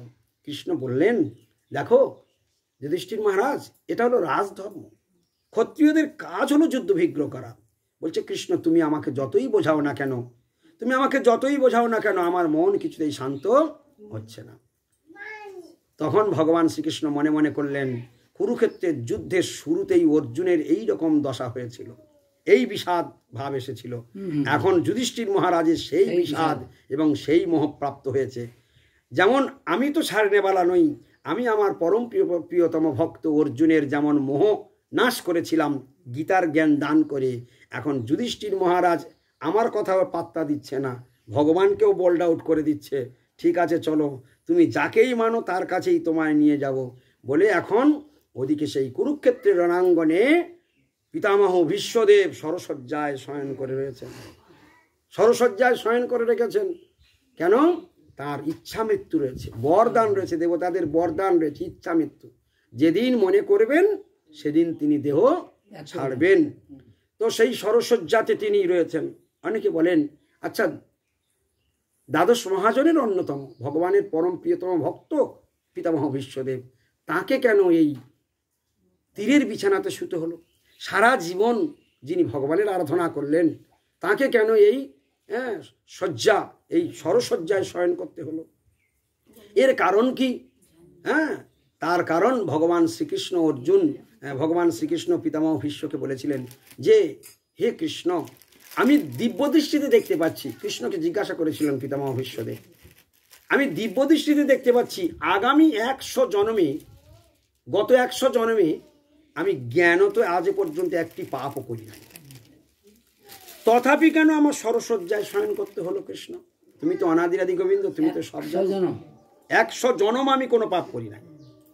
পিতামহ ভীষ্মদেব নিজের মুখে বলছে, গত 100 জন্মে আমি কোনো পাপ আমি জ্ঞানত করি নাই, এটা আমার জানা আছে, তাহলেও আমার সরসজ্জায় কেন শয়ন হলে? কোন কর্মের ফল? বলছি 100 জন্ম আগে, এটা 101 জন্ম আগে তুমি বলেছি 100 জন্ম, তুমি 101-এর ফল ভোগ করছো। 101-এর ফল কি না, তুমি যখন রাস্তা দিয়ে যাচ্ছিলে সেই সময় একটা অর্ধমৃত সর্প সেইখানে তোমার যাত্রাপথে পড়েছিল, তুমি সেটাকে সরিয়ে দেওয়ার জন্য তোমার ধনুকের অগ্র দিয়ে ওটাকে এরকম উঁচিয়ে নিয়ে চেলে ফেলে দিয়েছিলে, এবং সেই সর্পটা গিয়ে পড়েছিল একটা কাঁটা বনে, আর সহস্র কাঁটা বিদ্ধ হয়ে সেই সর্পটা যন্ত্রণায় ছটফট করতে করতে প্রাণ ত্যাগ করেছিল। তাই সেই মানে মানে শত শত কাঁটা বিদ্ধ হয়ে সর্প যেভাবে ছটফট করতে করতে মারা গেছিল, সেই কর্মের ফল আজকে তোমার এই শয্যার উপরে শুতে হয়েছে। এই তোমার ফল। একমাত্র গোবিন্দ ছাড়া এই গুপ্ত সংবাদ আর কেউ দিতে পারবে না। এই হলো পরমেশ্বর ভগবান, যিনি আমাদের প্রত্যেকের জীবনের খবর সব বলে দিতে পারেন। তো সেই পরমেশ্বর ভগবান এখন কি করলেন? যুধিষ্ঠির মহারাজ এবং পঞ্চ পাণ্ডবকে নিয়ে তিনি সেই কুরুক্ষেত্রের রণাঙ্গনে যাত্রা করলেন। কেন? ওদিকে পিতামহ ভীষ্ম কেন অপেক্ষা করছেন? এই মৃত্যু যন্ত্রণা, সরসজ্জা যন্ত্রণা নিয়ে তো তিনি স্বয়ং করে রয়েছেন। তার ইচ্ছা মৃত্যু আছে, তার যেদিন ঘটনা ঘটেছে সেই দিনই তিনি মৃত্যুবরণ করতে পারতেন, কিন্তু তিনি কেন করলেন? যন্ত্রণাও সহ্য করছেন, অথচ ইচ্ছা মৃত্যু হাতে থাকা সত্ত্বেও তাও নিচ্ছে না। এর কারণটা কি? কি রহস্য ছিল তার মধ্যে? তার রহস্য ছিল এই, যে সময় এই কুরুক্ষেত্রের যুদ্ধে তিনি সরসজ্জাতে শয়ন করেছিলেন, সে সময় চলছিল দক্ষিণায়ন। দক্ষিণায়ন যখন হয় তখন স্বর্গের দরজা বন্ধ থাকে, তখন স্বর্গের রাত্রিকাল। স্বর্গের রাত্রিকাল রাত 12টার সময় কোনো বাড়ি আত্মীয় এসে যদি কড়া নাড়ে, সেটা কি সুবিধাজনক? দরজা খুলতেও পারে, নাও খুলতে পারে। তাহলে দক্ষিণায়ন 6 মাস স্বর্গের দরজা রাত অন্ধকার, আর উত্তরায়ণ 6 মাস দিন স্বর্গলোকে। তো সেই যে দিন, তাহলে উত্তরায়ণে যদি না আসে, সেই সময় যদি দেহত্যাগ করে, তাহলে স্বর্গে প্রবেশ করতে পারবে না। এই জন্য যতক্ষণ না উত্তরায়ণ আসছে ততক্ষণ পর্যন্ত তিনি অপেক্ষা করছেন এবং নিরন্তর ভগবত স্মরণ করে যাচ্ছেন। আর গোবিন্দকে প্রার্থনা করছেন, গোবিন্দ যাওয়ার সময় আমি তোমার সেই মানে বদন কমল দর্শন করতে করতে আমি যেন প্রাণ ত্যাগ করতে পারি গোবিন্দ, এই প্রার্থনা করছেন। তো সরসজ্জায় শুয়ে ভক্ত যখন প্রার্থনা করে, গোবিন্দ তোমার বদন কমল দর্শন করতে করতে আমি প্রাণ ত্যাগ করব, তো ভগবান কি সেটা জানে না? তাই চিন্তা করলেন, ভগবান চিন্তা করলেন, এক ঢিলে 2 পাখি মারব। আমার ভক্ত বিশ্বদেব, পিতামহ বিশ্বদেব আমার জন্য অপেক্ষা করে রয়েছেন, এবং এদিকে কি যুধিষ্ঠির মহারাজের এই বিষণ্ণতা কাটাবার জন্য পিতামহ ভীষ্মদেবের কাছে নিয়ে যাওয়াটা খুবই জরুরি। তাই পিতামহ ভীষ্মদেবের কাছে নিয়ে যাবেন। কিন্তু এতদিন নিয়ে যাননি কেন? তাহলে এতদিন তো নিয়ে গেলেই তো ঝামেলা ছুটে যেত, তার পিতামহ ভীষ্মদেবের এত কষ্ট হতো না। বলছে না, এতদিন পর্যন্ত নিয়ে যায়নি একটি কারণে, ওই দক্ষিণায়ন চলছে। যখনই উত্তরায়ণ পড়লো, মকর সংক্রান্তি স্নান থেকে উত্তরায়ণ পড়ে যায়, ওই মকর সংক্রান্তি স্নান যখন হয়ে গেল, উত্তরায়ণ আরম্ভ হয়ে গেল, সেই সময় যুধিষ্ঠির মহারাজকে নিয়ে পরমেশ্বর ভগবান ওই সেই কুরুক্ষেত্রের রণাঙ্গনে পিতামহ ভীষ্ম, যেদিকে চরণ আছে সেই দিকে গিয়ে গোবিন্দ দাঁড়াবেন। তাহলে চরণের দিকে যদি গোবিন্দ দাঁড়ায়, তাহলে পিতামহ ভীষ্মদেবের লক্ষ্যটা কোন দিকে পড়বে? ভগবানের বদন কমলের দিকে। তার ইচ্ছা কি ছিল? গোবিন্দ তোমার ওই বদন কমল দর্শন করতে করতে যেন যেতে পারি, এটা মনে মনে করেছে, কিন্তু অন্তর্যামী ভগবান সব জানতে পারলেন। এই না ভগবান যিনি অন্তরের কথা জানতে পারে। তাহলে বলো দেখি, আমরা সারা দিনে যত মনে মনে যত ভালো কথা চিন্তা করি, সেটাও গোবিন্দ জানতে পারে, আর সারাদিন মনের মধ্যে যত প্রাণ ছবি দুষ্টামি বুদ্ধি করি, সেটাও ভগবান জানতে পারে। আচ্ছা বলো দেখি, সারাদিনের মধ্যে যদি দুষ্টামি বুদ্ধির অংশ বেশি হয়, গোবিন্দ কি আর আমার পছন্দ করবে? তিনি তো সব জেনেই ফেলছেন। এই জন্য কখনো মনের মধ্যে কোনোদিন কোনো খারাপ বাসনা প্রকাশ করা উচিত নয়। কারুকে ক্ষতি করবার চিন্তা, কাউকে কষ্ট দেওয়ার চিন্তা, কাউকে জব্দ করবার চিন্তা, কাউকে টাইট দেওয়ার চিন্তা, কারোর ক্ষতি হোক এরকম বুদ্ধি যেন সেকেন্ডের জন্য আমার মাথার মধ্যে না আসে। আসলে কি হবে? কেউ জানতে পারবে না, কিন্তু ভগবান জেনে ফেলবে। কেউ জানতে পারবে না, কিন্তু ভগবান জেনে ফেললো। আর ভগবান যদি জেনে ফেললো, তাহলে আমার যাওয়ার রাস্তাটা তো বন্ধ হয়ে গেল। আমি যে ভগবানের কাছে ফিরে যাব, তিনি তো আমায় নেবেন না, কারণ আমার বুদ্ধিটা শুদ্ধ হলো না। তাহলে বুদ্ধি শুদ্ধ হয় কখন? বলছে যখন সাধুর সঙ্গ হয়, তখন জীবের বুদ্ধি শুদ্ধ হয়। মানুষের শরীর কখন শুদ্ধ হয়? যখন সে এই সমস্ত শরীর দিয়ে ভগবানের দিব্য সেবা করে, তখন তার এই শরীর শুদ্ধ হয়। মানুষের ধন কখন, অর্থ কখন শুদ্ধ হয়? যখন সে অর্থ দ্বারা ভগবানের সেবা, ভক্তের সেবা করে, তখন তার অর্থ শুদ্ধ হয়। এইভাবে সমস্ত ইন্দ্রিয় দেহ, মন, বুদ্ধি, অর্থ এ সব কিছু তখনই সার্থক হয় যেটা কিনা পরমেশ্বর ভগবান গোচারণকালে একটা শিক্ষা দিয়েছিলেন, যেটা কি না এতাবৎ জন্য সাফল্যং দেহিনামি অধীষু,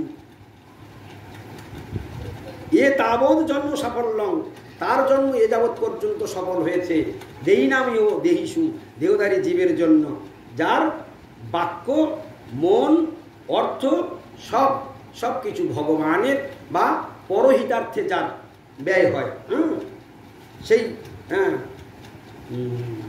এ তাবৎ জন্ম সাফল্যং দেহিনামি ও দেহিষু। তারপরে অংশ যদি মনে আসে বলছি। তো যাই হোক, এই কথাটা কেন এলাম আমরা? এই কথাটা এই কারণে এলাম, ওই দেহ, মন, বাক্য, ইন্দ্রিয় সব কিছু শুদ্ধ হয় তখন যদি আমরা ভগবানের সেবায়, গোবিন্দ সেবায় আমরা নিয়োজিত। তো এইখানে আমরা দেখলাম যে আমাদের মনের মধ্যে, পিতামহ ভীষ্মের মনের মধ্যে হয়েছে ভগবানের বদন কমল দর্শন করে শরীর ছাড়ব। ভগবান তাই জানতেন, কিন্তু আমি যদি এই দক্ষিণায়ন থাকাকালীন যদি আমি পিতামহ ভীষ্মের কাছে যাই, তবুও তিনি আমার দর্শন করেও দেহ ছাড়বে না। তাই যতদিন না উত্তরায়ণ এলেন ততদিন পর্যন্ত ভগবান সেই পিতামহ ভীষ্মের কাছে গেলেন না। যেদিন উত্তরায়ণ পড়ল তার পরের দিনেই পরমেশ্বর ভগবান পঞ্চপাণ্ডবকে সঙ্গে নিয়ে সেইখানে উপস্থিত হলেন। সেইখানে পঞ্চপাণ্ডবের কাছে উপস্থিত, পঞ্চপাণ্ডবকে নিয়ে উপস্থিত হলেন এবং ভগবান শ্রীকৃষ্ণ কায়দা করে যুধিষ্ঠির মহারাজের এই মোহভঙ্গ করবার জন্য ভগবান নিজেই কথাটা উত্থাপন করলেন। যে হে পিতামহ ভীষ্মদেব, আপনি তো মহাভাগবত, আপনি শাস্ত্রজ্ঞ, আপনি পণ্ডিত, আপনি আপনার এই পঞ্চপাণ্ডবকে পুত্রের থেকে অধিক স্নেহ করেন, এরা আপনার অত্যন্ত স্নেহভাজন, তাই যাবার আগে আপনি এদের কিছু জ্ঞান প্রদান করুন। ভগবান শ্রীকৃষ্ণ নিজের মুখেই পিতামহ ভীষ্মকে বললেন। তখন ভগবানের আদেশ জ্ঞানে পিতামহ ভীষ্ম সেই সরসজ্জার মধ্যে শুয়ে শুয়ে কয়েকটা বিষয়ে জ্ঞান প্রদান করেছিলেন। রাজধর্ম, কিভাবে রাজধর্ম পালন করতে হয় সেই শিক্ষা দিলেন। আর কি শিক্ষা দিলেন? দান ধর্ম, কিভাবে দান করতে হয়, দান ধর্ম ভাগবতের একটা মর্মান্তিক শিক্ষা। দান হচ্ছে জীবনের সব থেকে বড় একটা ঘটনা, মানব জীবনে দান ধর্ম শেখালেন। আর কি শেখালেন? মোক্ষ ধর্ম শেখালেন, কিভাবে এই সংসারে মুক্তি লাভ করা যায়, সংসারের এই বন্ধন থেকে কিভাবে মুক্তি লাভ করা যায় সেই ধর্ম শেখালেন। আর স্ত্রী ধর্ম শেখালেন, মনে থাকবে কি কি? স্ত্রী ধর্ম, নারীদের ধর্মটা কি সেটাও শেখালেন। তাহলে দান ধর্ম, রাজধর্ম, মোক্ষ ধর্ম এবং স্ত্রী ধর্ম। স্ত্রীদের কর্তব্য কি সেটা যুধিষ্ঠির মহারাজের কাছ থেকে, পিতামহ ভীষ্মদেবের কাছ থেকে এই সরসজ্জায় থাকাকালীন তিনি শিক্ষা দিয়েছিলেন নারী ধর্ম কি। আজকের কলিযুগের নারীদের সেসবের পিতামহ ভীষ্মদেবের ছন্দ অংশ পর্যন্ত এখানে নেই, সেসব বিলুপ্ত হয়ে যাচ্ছে কলির প্রবল চাপে। নারী ধর্ম সব বিলুপ্তির পথে চলে যাচ্ছে, এটা একটা জানতে হবে। এইভাবে পিতামহ ভীষ্ম যখন জ্ঞান দান করলেন, সেই সময় পিতামহ ভীষ্মকে জিজ্ঞাসা করলেন, হরে কৃষ্ণ গৌর প্রেমানন্দে। পিতামহ ভীষ্ম তখন পিতামহ ভীষ্মকে ভগবান শ্রীকৃষ্ণ জিজ্ঞাসা করছেন, হে পিতামহ, আপনি আপনার অন্তিম ইচ্ছা কি? আপনি এখন তো স্বভাবে গমন করবেন, তো আপনার অন্তিম ইচ্ছা কি বলুন? ভগবান নিজে থেকেই জিজ্ঞাসা করছে, কিন্তু অন্তিম ইচ্ছা তো গোবিন্দ জানে। গোবিন্দ কি জানে না তার অন্তিম ইচ্ছা কি? জানে। জেনে জিজ্ঞাসা করছে, পিতামহ ভীষ্মদেব আপনি বলুন আপনার অন্তিম ইচ্ছা কি? বলে, গোবিন্দ তুমি তো সবই জানো আমার অন্তিম ইচ্ছা কি, তবুও আমি বলি, আপনি যখন জানতে চাইছেন আমি বলছি, হে গোবিন্দ, আমার এই অন্তিম ইচ্ছা হলো এই, বৃন্দাবনে ব্রজ গোপীগণ, ব্রজবাসীগণ, তোমার যে নবকিশোর নটবর শ্যাম সুন্দর বংশীধারী মদনমোহন রূপ, যে রূপে ব্রজবাসীগণ নিরন্তর মুগ্ধ হয়ে থাকে, নিরন্তর সেই রূপে তারা মোহিত হয়ে থাকে, তোমার সেই ভুবন ভোলানো সেই ব্রজবাসীর রূপ, সেই ব্রজ বিলাসী শ্রীকৃষ্ণের যে রূপ, এই রূপ নয়, আমি সেই ব্রজবাসীদের মোহনকারী বংশী, অধরে বংশী রূপে যে দৃশ্যটা, ওই অপূর্ব রূপ আমি দর্শন করে আমার এই প্রাণ আমি ত্যাগ করতে চাই। যখনই এই কথা বললেন, গোবিন্দ বংশী ধ্বনি রূপে দাঁড়িয়ে সেই বৃন্দাবনের ব্রজগোপীদের যে বেশ দেখে মোহিত হয়ে যেতেন সেই রূপ দর্শন করালেন। পিতামহ দৃশ্য ভগবানের বদনে বদন দিয়ে তিনি শেষ নির্যান তিনি গ্রহণ করলেন, তিনি শরীর ছেড়ে তিনি গমন করলেন, স্বধামে গমন করলেন। জয় জয় পিতামহ বিশ্বদেব কি। তাহলে দেখুন ভগবান এবং ভক্তের মধ্যে কিরকম। সেই যুধিষ্ঠির মহারাজ ওখান থেকে ফিরে আসলেন, পিতামহ ভীষ্মের কাছে রাজধর্ম দান ধর্ম শিক্ষা লাভ করে যে শোকগ্রস্ত ছিলেন যুধিষ্ঠির মহারাজ, সেই শোক দশা নিবৃত্ত হল। এইবারে নিশ্চিন্তে তিনি রাজ্য পালন করছেন। এমন সময় এদিকে ওই পিতামহ ভীষ্মকে দর্শন দিয়ে, পিতামহ ভীষ্মকে পার করে দিয়ে এইবার প্রাণ গোবিন্দ তিনি দ্বারকার অভিমুখে যাত্রা করলেন। সেই দ্বারকায় যেটা কুন্তী দেবী বলেছিলেন কৃষ্ণ আর কিছুদিন থেকে যান কৃপা করে, সেই থেকে এই পর্যন্ত কৃষ্ণ থাকলেন। এবং পিতামহ ভীষ্মের প্রয়াণ হয়ে গেলে তিনি ভগবান এবার চিন্তা করলেন, এবার আমি দ্বারকায় ফিরে যাব। কৃষ্ণ সকলের কাছ থেকে বিদায় নিয়ে দ্বারকাতে তিনি চলে গেলেন। এদিকে যুধিষ্ঠির মহারাজ তিনি রাজ্য শাসন করছেন, কিন্তু হঠাৎ দেখা যাচ্ছে চারিদিকে কিছু কিছু কুলক্ষণ দেখা যাচ্ছে। হরে কৃষ্ণ। চারিদিকে কিছু কিছু কুলক্ষণ দেখা যাচ্ছে, অশনি সংকেত, যেগুলো মঙ্গলজনক নয়।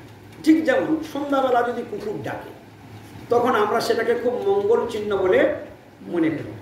ঠিক যেমন বাড়ির পাশের গাছে এসে যদি কাক অনর্গল ডাকতে থাকে, তখন আমরা সেটাকে শুভ বলে মনে করি। এইরকম কিছু কিছু অশুভ লক্ষণ সমাজে আজও আছে, যেটা মানুষ খুব আদরের সঙ্গে মানে কিনা। তো এইরকম যুধিষ্ঠির মহারাজ দেখছেন যে অনেক অশুভ লক্ষণ তিনি চিন্তা করছেন। তখন তিনি চিন্তা করলেন, আচ্ছা এত চারিদিকে এত অলক্ষণ কুলক্ষণ দেখা যাচ্ছে কেন? তখন পিতামহ যুধিষ্ঠির মহারাজ তিনি ওই অর্জুনকে বলছেন, অর্জুন তুমি একটি কাজ করো, তুমি এখন দ্বারকা অভিমুখে যাত্রা করো। দেখো আমাদের প্রাণ গোবিন্দ কেমন আছেন, কি করছেন, হ্যাঁ তিনি কেমন আছেন, তুমি একবার ঘুরে এসো। যুধিষ্ঠির মহারাজের আদেশ মাথায় নিয়ে অর্জুন দ্রুতগতি রথ নিয়ে দ্বারকা অভিমুখে যাত্রা করলেন। সেখানে দ্বারকা অভিমুখে যাত্রা করে সেখানে গিয়ে তিনি দেখলেন যে সেই দ্বারকা নাই, দ্বারকা সমুদ্রের তলদেশে তলিয়ে গিয়েছে। এতটাই দুঃখ পেলেন, প্রাণ গোবিন্দকে দেখতে পেলেন না, দ্বারকাও এতটাই তিনি কষ্ট পেলেন যে সেখানে তিনি এই খবর পেয়ে যে দ্বারকা নেই, তখন তিনি এত কষ্ট পেলেন যা কল্পনারও অতীত। তখন তিনি সেখান থেকে বিষণ্ণ বদনে ফিরে আসলেন এবং যুধিষ্ঠির মহারাজকে সেই খবর প্রদান করলেন। যুধিষ্ঠির মহারাজ তখন ডিসিশন নিলেন, এই চিন্তা করলেন যে প্রাণ গোবিন্দ যখন ধরাধাম ছেড়ে চলে গেল, আমরা আর এই ধরাধামে থাকবো না, আমরা এই ধরাধাম ছেড়ে চলে যাব। তখন যুধিষ্ঠির মহারাজ এই ধরাধাম ছেড়ে চলে যাবেন পঞ্চপাণ্ডবকে নিয়ে।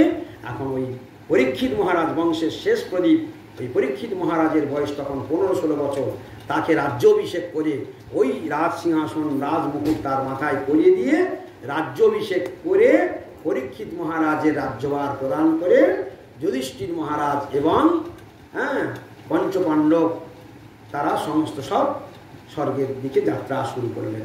এইভাবে চলে গেলেন। সেই থেকে এই শশাকরা পৃথিবীর রাজা হয়ে বসলেন কে? একচ্ছত্র রাজা হয়ে গেলেন পরীক্ষিত মহারাজ। তিনি ভক্তিতে যেমন পারদর্শী, তিনি তেমনই দুর্দণ্ড প্রতাপ রাজা, তাকে দিকে সারা পৃথিবী কাঁপতে লাগল, এমনই রাজা ছিলেন, যেমন বৈষ্ণব রাজা। তো সেই পরীক্ষিত মহারাজের এক নাম হলো বিষ্ণুরাথ। কেন তার নাম বিষ্ণুরাথ? মাতৃগর্ভে স্বয়ং ভগবান বিষ্ণু তাকে রক্ষা করেছিলেন বলে সেই পরীক্ষিত মহারাজের একটি নাম হলো বিষ্ণুরাথ। আর মাতৃগর্ভে যে শ্যামবর্ণ লোকটি, যে শ্যামবর্ণ ব্যক্তি তাকে রক্ষা করেছিল এবং তার পরনে পীতবসন ঝলমল করছিল, সেই থেকে ভূমিষ্ঠ হওয়ার পর থেকে সবসময় খুঁজে বেড়াচ্ছে আমার গর্ভে যিনি রক্ষা করলেন তিনি কি এই। তাই কোনো একটু কালো শ্যামবর্ণ মানুষ দেখলেই তাকে ধরে টানাটানি করে, কারোর একটু উজ্জ্বল পীতবসন দেখলেই তাকে ধরে টানাটানি করে। তাই সারা জগতে সকলকে ভগবান বিষ্ণুর সঙ্গে পরীক্ষা করতেন বলে তাই তার আর এক নাম হলো পরীক্ষিত। সেই পরীক্ষিত মহারাজ তিনি সুন্দরভাবে রাজ্য পরিচালনা করছেন।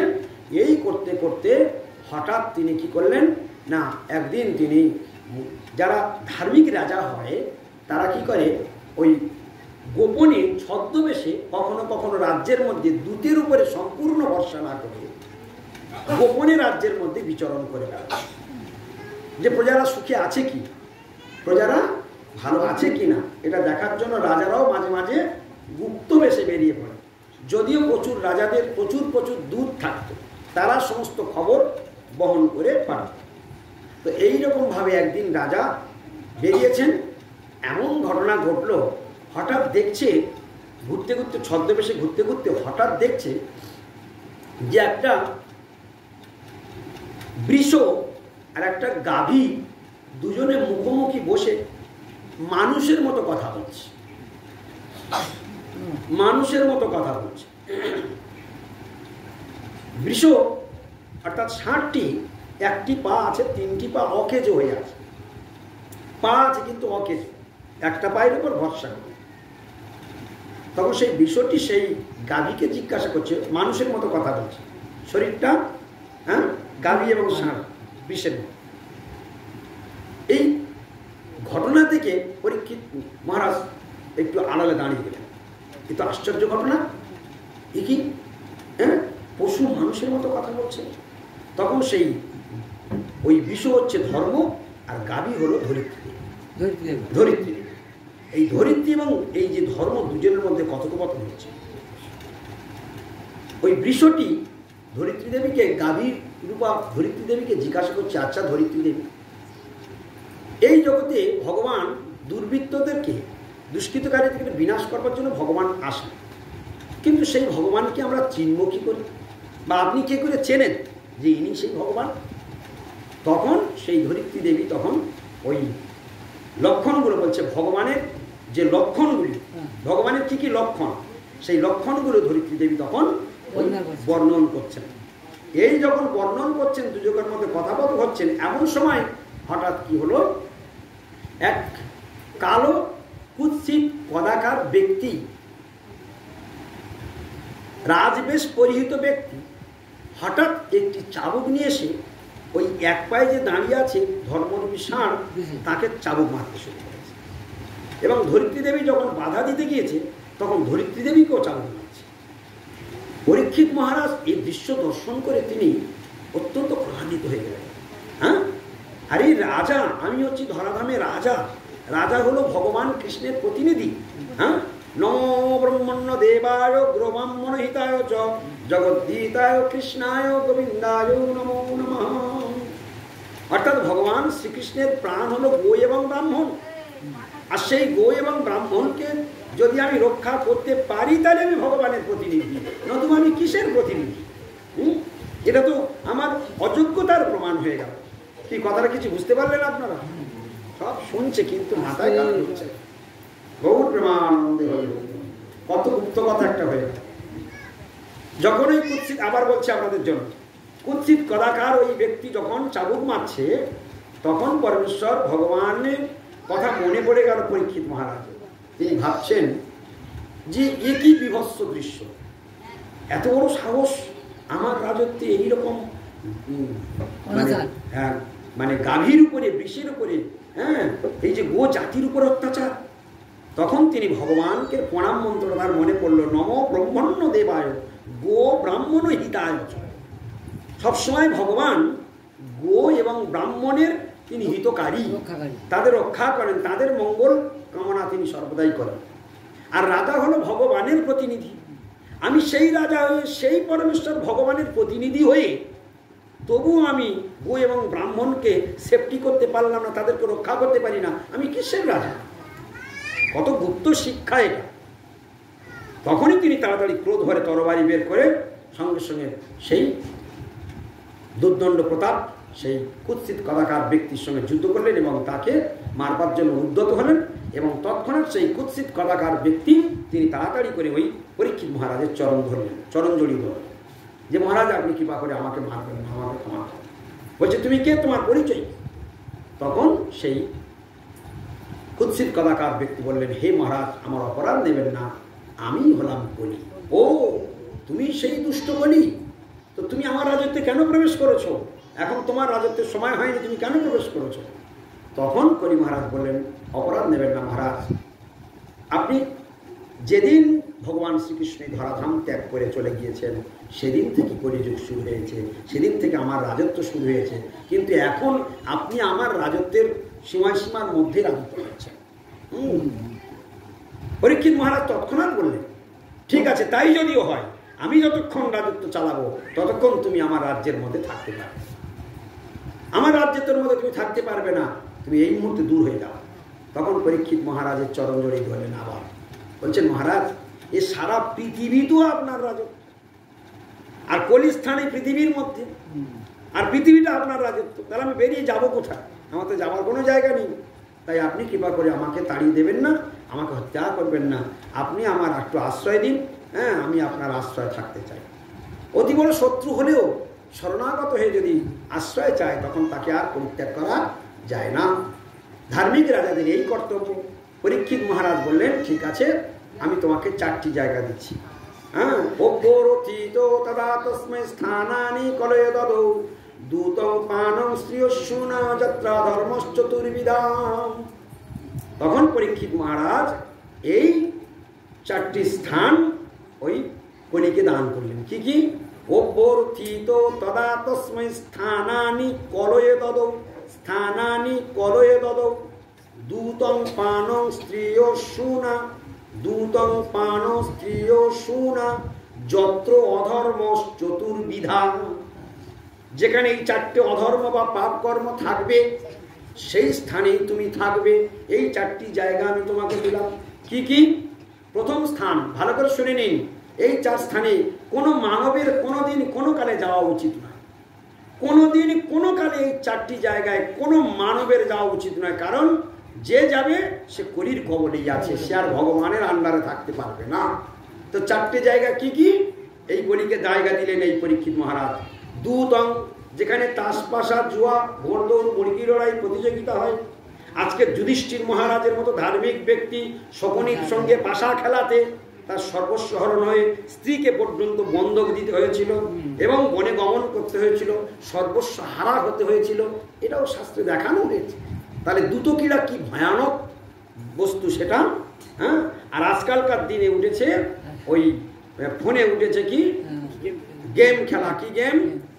ওই যে গেমটা সর্বনাশা গেম, ফ্রি ফায়ার সর্বনাশা গেম। একদম ওতে হাজার হাজার লাখ লাখ টাকা চলে যাচ্ছে, অনেক ছেলের প্রাণ চলে যাচ্ছে। হ্যাঁ, তা যাই হোক, এই ফ্রি ফায়ারের জন্য অনেকের প্রাণ চলে গিয়েছে। এখন ঘটনাটা হচ্ছে এই দুটো ক্রীড়া যেখানেই আছে, তাস পাশা জুয়া খেলা যেখানেই হবে, সেটা সাক্ষাৎ কলি স্থান। কলি মহারাজ ওইখানেই বিরাজমান আছেন। বুঝতে পেরেছ? যেখানে তাস পাশা জুয়া খেলা হয় সেখানে কে থাকে? কলি মহারাজ। কে জায়গাটা দিল? পরীক্ষিত মহারাজ জায়গা দিলেন। কাকে দিলেন? কলি। দেখুন, একটা হলো। 2 নম্বর জায়গা কি দিল? পানং।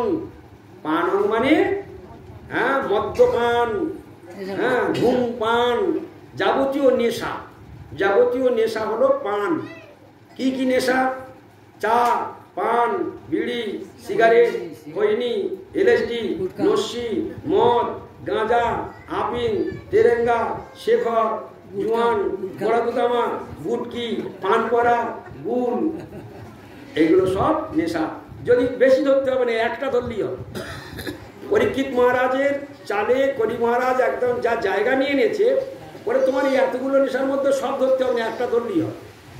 যে কোনো একটা থাকলেই ও কার কবলে থাকবে? ও কলির আন্ডারে থাকবে। অর্থাৎ সে পাপের মধ্যে ডুবিয়ে রাখবে কলি মহারাজ তাকে। যেমন রসগোল্লাকে রস ছাড়া করলে তিবড়ে যায়, হ্যাঁ চুপসে যায়। আর এ হলো কলি মহারাজ সবসময় পাপের মধ্যে ডুবিয়ে রেখেছে। এ পাপ থেকে ওকে বের হতে দেবে না। হ্যাঁ, এর মধ্যেই ডুবে থাকবে।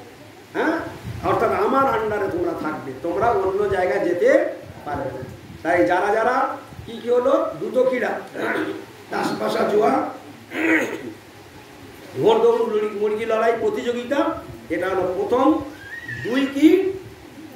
পান নেশা, হ্যাঁ যাবতীয় নেশা, আর স্ত্রীয় মানে অবৈধ মেলামেশা, হ্যাঁ স্ত্রী সঙ্গ, অবৈধ মেলামেশা, এটা হচ্ছে তৃতীয় পাপের স্থান। আর চতুর্থ স্থান হচ্ছে সুনা। সুনা মানে জীব হত্যা, জীব হিংসা, জীব হত্যা করে খাওয়া, এটা কি পাপ। এই ভয়ঙ্কর পাপ থেকে নিজেকে যদি মুক্ত করতে না পারো, লোভ থাকবে। লোভ সারা জগতের মানুষের আছে, আমারও ছিল, তোমারও ছিল, সকলের ছিল। কিন্তু এই লোভের মুখে যদি বাড়ি মারতে না পারো, আরে ভাই গরু যখন অন্যের কচি খেতে যায় তখন তার মালিক মুখে সপাটে বাড়ি মারে, হ্যাঁ তখন আমার যখন ওই লোভ হচ্ছে তো মুখে সপাটে বাড়ি মারা হচ্ছে। যদি না মারতে পারো তাহলে তোমার অবস্থা খারাপ, হ্যাঁ মুখে বাড়ি মারতে হবে। লোভ থাকবে, লোভ সবসময় ঘাড় ধরে খাওয়াবে, কিন্তু সেই সময় আমার কাজ কি হবে? মুখে সপাটে বাড়ি মারতে হবে, হ্যাঁ কারণ ওই লোভ থাকলে আমি আর আমার গোবিন্দের কাছে ফিরে যেতে পারবো না। এই জন্য এটা দৃঢ়তার সঙ্গে মনের সঙ্গে লড়াই করে যুদ্ধ করে ওটাকে আমাকে দাঁড় করাতেই হবে, না তো আমি কলির কবলে থেকে যাব, না তো আমি কলির কবলে থেকে যাব। তখন এই চারটে স্থান যখনই দিয়ে দিয়েছে তখন পরীক্ষিত মহারাজের চরণে ফের পড়ে গেছে। এই হলো দুষ্টের স্বভাব। দুষ্টের স্বভাব কি? যারা খতরনাক হয় না, যারা ডেঞ্জারাস হয়, তারা কি করে? তাদের স্বভাব হচ্ছে কি, ও যখনই সুযোগ পাবে তখনই মাথার লাথিটা মারবে, আবার যখন বিপদে পড়বে তৎক্ষণাৎ পা জড়িয়ে দেবে। এই হলো দুষ্ট লোকের স্বভাব। হ্যাঁ সঙ্গে সঙ্গে একদম পায়ে জড়িয়ে ধরে বলে, মহারাজ মহারাজ আপনি তো চারটে জায়গা দিলেন, এই চারটে জায়গা সব খারাপ জায়গা, একটা অন্তত ভালো জায়গা দিন, একটা অন্তত ভালো জায়গা দিন। তখন পরীক্ষিত মহারাজ বললেন, ঠিক আছে তোমাকে একটা ভালো জায়গা দিচ্ছি, সেটা হলো সোনা স্বর্ণ। যেখানে সোনা থাকবে, সোনা শব্দের অর্থ হলো যেখানে সোনা, সোনা মানেই অর্থ, অর্থ মানেই সোনা, হ্যাঁ। কিন্তু পরীক্ষিত মহারাজ বললেন, এই ভালো জায়গাটা তোমায় দিলাম বটে, কিন্তু যেখানে সৎপথে অর্থ রোজগার হবে, যেখানে সৎপথে অর্থ রোজগার হবে সেখানে তুমি থাকতে পারবে না। যেখানে অসৎ পথে কামানো হয় ওই অর্থই হলো তোমার স্থান। বোঝা গেল? যেখানে অসৎ পথে অর্থ সংগ্রহ করা হয় ওইটাই তোমার স্থান, আর যেখানে সৎ পথে অর্থ আছে সেখানে তোমার স্থান নয়। যখন কলি মহারাজকে সোনা দান করেছে, কলি মহারাজ ওই পরীক্ষিত মহারাজের মুকুটের দিকে তাকিয়ে মিজমিজ করে হাসছে, বলে ওই তো আমার স্থান, আমার সুযোগ হলেই তোমার মাথায় আমি চড়ে বসবো, তোমাকেই আগে ধ্বংস করব, তোমাকে এখন আমার রাজত্ব থেকে বিদায় করাবো, তো আমি আমার নাম করে, হ্যাঁ গৌর প্রেমানন্দ। সেই বৃষ এবং সেই গাভীকে মুক্ত করে দিলেন। আপনারা যান, নিশ্চিন্তে আপনারা বিচরণ করুন, আর আপনাদের কোনো ভয় নাই। এদিকে কলি মহারাজ চলে গেলেন, পরীক্ষিত মহারাজ রাজ্যে ফিরে চলে গেলেন। এই কিছুদিন পরে পরীক্ষিত মহারাজ মৃগয়া করতে যখন গেলেন, বনের মধ্যে যখন পিপাসার্ত হয়ে গেলেন, সেই পরীক্ষিত মহারাজ তখন শমিক মুনির আশ্রমে যখন প্রবেশ করেছেন, শমিক মুনি তখন গভীর ধ্যানে মগ্ন, গভীর ধ্যানে মগ্ন রয়েছে। সেই সময় ওই পরীক্ষিত মহারাজের একটু পিপাসা পেয়েছে, তো ধার্মিক বৈষ্ণব রাজা, ধার্মিক রাজা, তো উনি আমায় একটু পিপাসার জল দেবেন, আমায় একটু পিপাসার জল দেবেন। এই সুযোগটা কলি মহারাজ নিয়ে নিলেন, বলছে এই তো সুযোগ, এই তো সুবর্ণ সুযোগ আমার, হ্যাঁ ঋষি ধ্যানে আছে আর উনি জল চাইছেন বিনয় করে, কিন্তু উনি তো শুনতেই পাবেন না, আর ইনি জল চেয়েই যাচ্ছেন। তাহলে এই মাথায় এইবারে মুকুটের মধ্যে আমি ঢুকে যাই। কলি মহারাজের বুদ্ধি এসে গেল যে পরীক্ষিত মহারাজের ব্রেনটাকে ঘুরিয়ে দিতে হবে। তখন ওই মাথার উপরে উঠেই কলি তখন পরীক্ষিত মহারাজকে ভাবাতে শুরু করলেন যে মহারাজ আপনি শশাকরা পৃথিবীর রাজা, আপনার রাজত্বে এরা বসে নিশ্চিন্তে আরাধনা করে, তপস্যা করে, আপনি আছেন বলে এরা এত আরাধনা করতে সুযোগ পাচ্ছে, ধর্ম করতে পারছে, অথচ আপনি স্বয়ং এসে একটি পেপাসার জল চাচ্ছেন, ও কপটতা করে চুপ করে রয়েছে, হ্যাঁ আপনি একে জব্দ করে দিন, একে আমার জব্দ করে দেওয়া উচিত। এই ভাবনাগুলো মাথার মধ্যে খেলাচ্ছে কলি মহারাজ। হঠাৎ ক্রোধিত হয়ে গেল, হ্যাঁ আমার জন্য এই দুষ্ট কলি মাথায় ঢুকে গেল। অসৎ লোক, সৎ আর অসৎ, অসতের সঙ্গ হলে সৎকে অসৎ হতে 1 সেকেন্ড সময় লাগে, খুব ভালো করে বুঝতে হবে।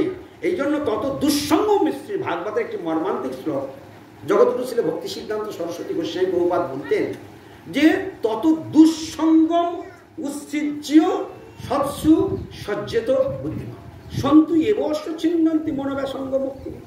প্রভুপাদ এই কথাটা, এই শ্লোকটা বারংবার বলতেন। যদি হরিভজন করবে তাহলে একটা শিক্ষা মাথায় ভালো করে বসিয়ে রাখো, জীবনে দুঃসঙ্গ পরিত্যাগ করে সৎসঙ্গ।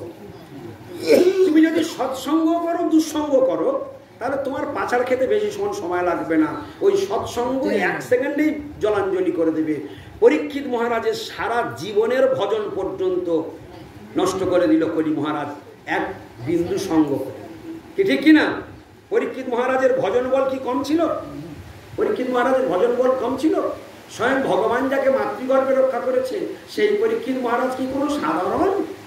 কিন্তু সেই পরীক্ষিত মহারাজ দুঃসঙ্গের কবলে পড়ে গেল, কলির কবলে পড়ে গেল, মাথা বিগড়ে দিল। মহারাজ আপনি জল চাইছেন অথচ আপনাকে দিচ্ছে না, অপমান অপমান, এত অপমান সহ্য করা কি উচিত?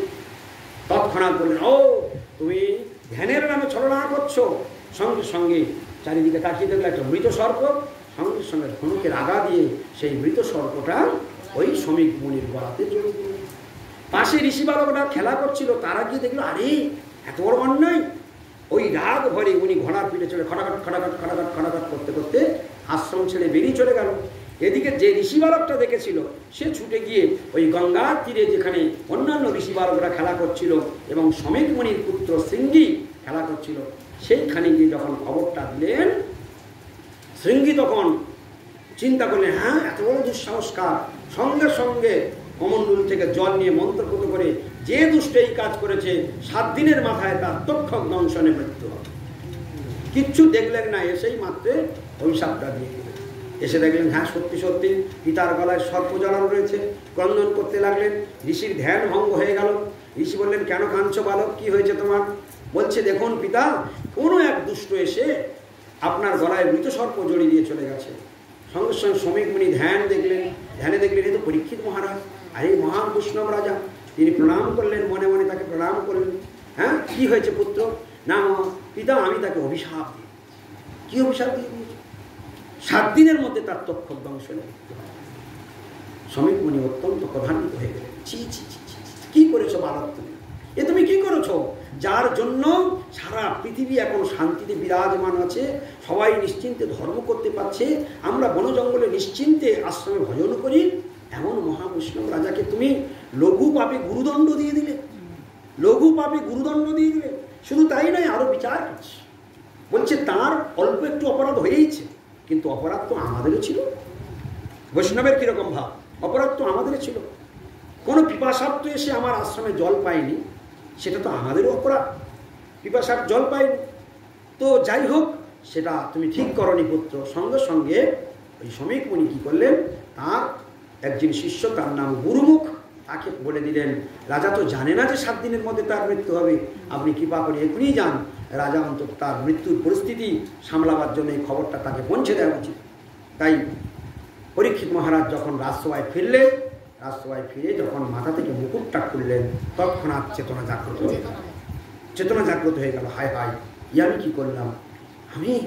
আমি ঋষির গলায় সর্প জড়িয়ে দিলাম, ঋষির গলায় মৃত সর্প জড়িয়ে দিলাম। মনের মধ্যে রিফ্লেক্স হতে লাগলো। তখনই চিন্তা করছে, চিন্তা চলছে কি না, আমি শশাগড়া পৃথিবী রাজা। আমি যদি কেউ ভুল করে আমি তার সাজা দিই, আমি তার দণ্ড দিই। আমি রাজা, আমি বিচার। কিন্তু রাজা আমি ভুল করেছি, আমার দণ্ড কে দেবে? আমি তো ভুল করে আসছি এক্ষুনি, তাহলে আমার তো দণ্ড হওয়া উচিত, তাহলে আমার দণ্ডটা হবে ভগবান। তাই ভগবানের কাছে হাত জড়িয়ে প্রার্থনা করছে, হে ভগবান, আমার এই উচিত দণ্ড আপনি কৃপা করে প্রদান করুন, অতি সত্বর এই দণ্ড আপনি কৃপা করে আমায় প্রদান করুন। এইভাবে ভগবানের কাছে প্রার্থনা করছে। ইতিমধ্যেই কি হলো, সেই শ্রমিক মুনির শিষ্য সেই গুরুমুখ এসে দুয়ারে দাঁড়ালেন। প্রহরী খবর দিলেন, মহারাজ দুয়ারে ব্রাহ্মণ এসেছে, নিয়ে আসুন সসম্মানে। ব্রাহ্মণকে নিয়ে আসা হলো। ব্রাহ্মণ এসে দাঁড়ালেন, কোথা থেকে আসছেন? বলছেন আমি শ্রমিক মুনির আশ্রম থেকে। যেই বলেছে সঙ্গে সঙ্গে রাজা চমকে উঠেছে, ও তাহলে কি বার্তা এসেই গিয়েছে। দেখছে মনটা খুব খারাপ। বলছে কি হয়েছে ব্রাহ্মণ বলল। কিছুতেই কিছু কথা বলতে পারছে না। নিশ্চিন্তে বলুন, নিঃসংকোচে বলুন ব্রাহ্মণ, কোনো ভয় করবার দরকার নেই। কি সংবাদ আছে, কি সংবাদ আপনি নিয়ে এসেছেন, নিশ্চিন্তে বলুন, নির্ভয়ে বলুন। মহারাজ অনেক কষ্টে মন খারাপ করে কাঁদতে কাঁদতে বললেন, মহারাজ বড় দুঃসংবাদ, সমেত মুনির পুত্র সিঙ্গি আপনাকে অভিশাপ দিয়েছে, 7 দিনের মধ্যে তক্ষক দংশনে আপনার। রাজা হাসতে লাগলেন, হে ভগবান, আপনি আমার উপযুক্ত সাজা প্রদান করেছেন। এই জন্মে আমি রাজা হয়েও এত বড় ভুল করেছি, এত বড় অন্যায় করেছি, এই বৈষ্ণব চরণে অপরাধ করেছি, আমার উপযুক্ত দণ্ডই আপনি কৃপা করে দিয়েছেন। তৎক্ষণাৎ সেই রাজ্যপাঠ পুত্র জন্মেঞ্জয়কে সমর্পণ করে তিনি সেই বসনে, সেই অবস্থাতেই তিনি ওই গৃহ পরিত্যাগ করে গঙ্গার তীরে এসে উপবেশন করলেন। গঙ্গার তীরে যখন উপবেশন করলেন, এই খবর চারিদিকে তখন ছড়িয়ে গেল, চারিদিকে ছড়িয়ে গেল। স্বর্গ মর্ত পাতাল থেকে সমস্ত যে যা এই পরীক্ষিত মহারাজের যশের সীমা নেই, তারা সবাই দর্শন করতে গেল। অনেক প্রজাবর্গ এলেন, সেইখানে জুড়তে প্রায় শাস্ত্রীয় সংখ্যায় বলছে 88,000 শ্রোতা সেখানে এসে উপস্থিত হল। এবং এই খবর শুনে স্বয়ং পরীক্ষিত মহারাজ সেইখানে সুখদেব গোস্বামীপাদও সেই স্থানে এসে উপস্থিত হলেন। যখনই সুখদেব গোস্বামীপাদ উপস্থিত হলেন, তখন সেই সভাতে তার পিতামহ এবং বহু পুরনো মুনি ঋষিগণ তারা সবাই উপস্থিত ছিলেন। তারা সবাই দাঁড়িয়ে উঠলেন এবং পরীক্ষিত মহারাজকে বললেন, হে পরীক্ষিত মহারাজ, তোমার সমস্ত প্রশ্নের মুশকিল আসান স্বয়ং এসে উপস্থিত হয়েছে। তখন সুখদেব গোস্বামীপাদকে ব্যাস আসনে বসানো হলো এবং তাকে এই প্রশ্ন করা হয়েছিল যে মুমূর্ষু ব্যক্তির কর্তব্য। এই সেই প্রশ্ন, এই প্রশ্নটি এখন সুত গোস্বামীপাদের সভাতে এতক্ষণ যে ঘটনাগুলি আমরা শুনলাম, এই ঘটনাগুলি সব আলোচনা কে করছিলেন? সুত গোস্বামীপাদ বর্ণন করছিলেন। নৈমিষারণ্যে 60,000 ঋষির সামনে যা বর্ণন করেছেন, এতক্ষণ আমরা সেই কথাগুলি শুনলাম। গৌর প্রেমানন্দে হরি হরি বল। তাহলে আমরা আজকে শুনে নিলাম পরীক্ষিত মহারাজের জীবনের কাহিনী। এই করতে করতে এখন কি ঘটনা ঘটল? এখন পরীক্ষিত মহারাজকে তার জীবনের সমস্ত কাহিনীগুলো শ্রবণ করালেন এবং ক্রমান্বয়ে ব্রহ্মাজি যে ভাগবত তত্ত্বজ্ঞান লাভ করেছিলেন ভগবান শ্রীকৃষ্ণের কাছে, ক্রমান্বয়ে পরীক্ষিত মহারাজ সৃষ্টিলীলা যখন শুনতে চাইলেন, তখন সেই সৃষ্টিলীলার বর্ণন সুখদেব গোস্বামীপাদ আরম্ভ করলেন। সৃষ্টিলীলার একটুখানি বর্ণন করব, 10 মিনিট সৃষ্টিলীলার কথা একটু হালকা করে বলবো। এই প্রশ্নের পরে এই কথা বললেন যে সৃষ্টিলীলা কী করে হলো, কী করে সৃষ্টি হলো জগৎ। তখন তিনি বললেন, এই জগৎ ভগবান যখন বিলাস করতে ইচ্ছা করলেন, তখন তিনি এই জগৎ সৃষ্টি করার মানসিকতা নিলেন বা তিনি সৃষ্টি করার সংকল্প করলেন ভগবান শ্রীকৃষ্ণ। তখন ক্রমান্বয়ে তিনি গর্ভদক্ষায়ী বিষ্ণুর নাভিকমল থেকে ব্রহ্মার জন্ম করালেন এবং সেই ব্রহ্মাজি তার পিতার ঠিকানা না পেয়ে তখন তিনি বিমর্ষ হলেন এবং দৈববাণীর মাধ্যমে শুনতে পারলেন, তপ তপ, তুমি তপস্যা করো। তারপর ব্রহ্মাজি তিনি 1000 বছর ধরে তপ করলেন। তারপর পরমেশ্বর ভগবান সেই ব্রহ্মাজিকে দর্শন দিলেন এবং সেই সময় সেই চতুশ্লোকী ভাগবত স্বয়ং ভগবান ব্রহ্মাজিকে বর্ণন করেছিলেন। এখন বর্ণন করার পর পরমেশ্বর ভগবান ব্রহ্মাজিকে বললেন, ব্রহ্মাজি তুমি এবার সৃষ্টি কার্য করো। বলছে, প্রভু আমি কি করে সৃষ্টি করব? বলছে, সৃষ্টি কার্য তুমি কি করবে, আমি তোমার হৃদয়ে যা প্রেরণা দিয়ে দেব, সেই প্রেরণা অনুসারেই তুমি সৃষ্টি কার্য অনায়াসে করতে পারবে। তো এইভাবে ব্রহ্মাজি যখন সৃষ্টি করবেন, এমন সময় এক ঘটনা কি ঘটল, তিনি ধ্যান করে দেখলেন যে সৃষ্টি তো করব। তিনি প্রথমে কাকে সৃষ্টি করলেন? সনক, সনন্দন, সনাতন, সনৎ কুমার, এই 4 ঋষিকে তিনি মানসে সৃষ্টি করলেন। এরা হলো ব্রহ্মার মানস পুত্র। সেই মানস পুত্রকে সৃষ্টি করে ব্রহ্মাজি বললেন, হে চতুষ্সম, তোমরা সবাই বংশ বিস্তার, জগৎ প্রজা সৃষ্টি। তখন সেই সনক, সনন্দন, সনাতন, সনৎ কুমার বললেন, আমাদের দিব্যজ্ঞান না হলে আমরা কি করে সৃষ্টি কার্য করতে পারি? তখন ভগবান, তখন সেই সনক, সনন্দন, সনাতন, সনৎ কুমার তারা বলে ভগবানের আরাধনা করলেন। ভগবানের আরাধনা করবার শক্তি প্রদান করলেন ব্রহ্মাজি। দিব্য দৃষ্টি দর্শন করলেন, মায়িক জ্ঞান কেটে গেল। তো বলছে, তাহলে এখন কি করা উচিত? বলছে, তোমরা প্রজা সৃষ্টি করো। বলছে, আপনি কৃপা করে আমাদের আশীর্বাদ করুন। আমরা কি বর? তখন হ্যাঁ, বর চেয়েছিল, তো একটা বর দিন। তাহলে বর কি? বলছে, আমরা যেন চিরকাল কুমার বয়সে বলে থাকি। ব্রহ্মাজি বললেন, তথাস্তু। বর দিয়ে দিয়েছে। এইবার বলেছে যে তাহলে এবার সৃষ্টি করো। বলছে এই আপনি বর দিলেন, আমরা চিরকাল 5 বছরের ভালো হয়ে কুমার হয়ে থাকবো, আমরা কি করে সৃষ্টি করবো? যেই বলেছে ব্রহ্মাজি ক্রোধান্বিত হয়ে গেছে, আরে আমার কাছ থেকে বর নিয়ে আমার সঙ্গে ছলনা করলে তোমরা, বলে ব্রহ্মাজি ক্রোধান্বিত হয়ে গেলেন। ওই চতুষ্ষণ সেখান থেকে সরে পড়ল, কারণ ততক্ষণে তাদের ভগবত আরাধনাতে দিব্য জ্ঞান লাভ হয়ে যে সংসার অসার এ সৃষ্টি কার্যে আমরা মাথা বলাবো না। এরপরে তিনি পর তখন 10 জন ঋষিকে, মরিচি, অত্রি, অঙ্গিরা, পুলস্ত, পুলহ, এইরকম 10 জন, সর্বশেষ হচ্ছে নারদ মুনি, এই 10 জন ঋষিকে তিনি সৃষ্টি করলেন। 10 জন ঋষিকে সৃষ্টি করলেন। এইভাবে ক্রমান্বয়ে সৃষ্টি কার্য চলতে থাকলো। এমন সময় সৃষ্টিকার্য হবে, তখন মুনি ঋষিগণ বলছেন যে সৃষ্টিকার্য করতে গেলে প্রকৃতি না হলে পুরুষ কখনো একা একা সৃষ্টি করতে পারে না, তাহলে প্রকৃতির প্রয়োজন। তখন ব্রহ্মাজি চিন্তা করলেন, হ্যাঁ কথাটা তো সত্যি কথা, তাহলে প্রকৃতি এবং পুরুষ লাগবে, তাহলে এখন কি করা উচিত? তখন তিনি ওই ব্রহ্মাজি তার ডান অঙ্গ থেকে তিনি স্বয়ম্ভুব মনুকে সৃষ্টি করলেন, আর বাম অঙ্গ থেকে তিনি শতরূপা নারীকে সৃষ্টি করলেন। এই সর্বপ্রথম জগতে নারী এবং পুরুষ সৃষ্টি হলো, এই মানব সৃষ্টি হলো। হ্যাঁ, এখনকার আধুনিক যুগের বিজ্ঞান এ সমস্ত লেখা আছে, বা অনেকে বলে যে আমাদের পূর্বপুরুষ বাঁদর ছিল, হ্যাঁ, সেই বাঁদর থেকে ক্রমান্বয়ে ক্রমে ধীরে ধীরে মানুষ হয়েছে। মাস্টার পড়ান তো, পূর্বপুরুষ বাঁদর ছিল, হ্যাঁ জানি তো, হ্যাঁ পূর্বপুরুষ বাঁদর ছিল। বলছি এইসব কথা কখনোই কোনোদিন মুখ থেকে উচ্চারণ করা উচিত নয়। আরে বাঁদর একটা জাতি, এই বাঁদর কখনো মানুষ হবে না, মানুষ কখনো বাঁদর হবে না, গাধা কখনো ঘোড়া হবে না, ঘোড়া কখনো গাধা হবে না। চিরকাল যে জাতের সে সেই জাতের থাকবে। তাহলে বাঁদর যদি মানুষ হলো, তাহলে বানরের ল্যাসটা গেল কোথায়? প্রত্যেকটা মানুষের বাঁদরের মতো ল্যাস থাকা উচিত ছিল। হ্যাঁ, বলছে এটা কখনো হবে না, ওটা কোনোদিন খসে পড়বে না। ভগবানের সৃষ্টির উপরে মন করা কথা চাপিয়ে দিলে হবে না। এই মানব জাতির সৃষ্টির ফাংশন এই। সর্বপ্রথম মানবকে সৃষ্টি করলো ব্রহ্মাজি, স্বয়ম্ভুব মনু এবং শতরূপা নারী। এই মনুকে, মানব জাতির পিতাকে মনু বলা হয়। তাহলে মানব জাতির পিতাকে হলো মনু, অর্থাৎ স্বয়ম্ভুব মনু। আমরা যে দ্বাদশ মহাজনের নাম মুখস্থ করিয়েছিলাম, সেই দ্বাদশ মহাজনের মধ্যে মনুর নাম আছে কি? তা সে কোন মনু?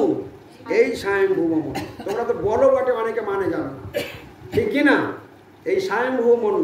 তখন সেই স্বয়ম্ভুব মনু এবং শতরূপা নারী তারা অপত্য সৃজন করলেন। তাদের 3টি কন্যা সন্তানের জন্ম হলো এবং 2টি পুত্র সন্তানের জন্ম হলো। 2টি পুত্রের নাম হলো, বড় পুত্রের নাম প্রিয়ব্রত আর ছোট পুত্রের নাম উত্থানপাত। আর এদিকে 3টি কন্যার জন্ম হলো আকুতি, প্রসূতি আর দেবহূতি। কালকে আমরা এই পথ থেকেই শ্রবণ করব। আজকের এই পর্যন্ত হরিকথা বিশ্রাম।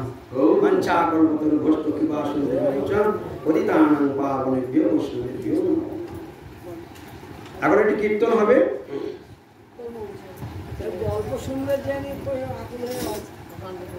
ওর গল্প প্রথমেই বলা হয়েছে।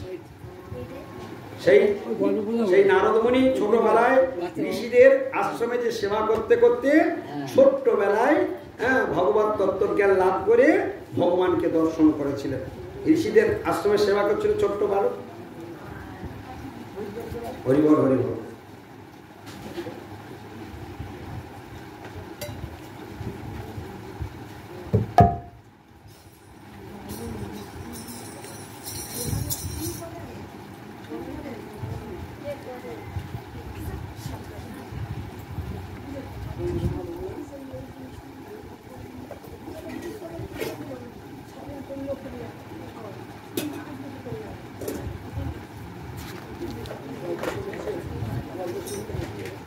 কৃষ্ণ গোবিন্দ হরে গোপী বল্লভ সৌরে, কৃষ্ণ গোবিন্দ হরে গোপী বল্লভ সৌরে, কৃষ্ণ গোবিন্দ হরে শ্রীনিবাস দামোদর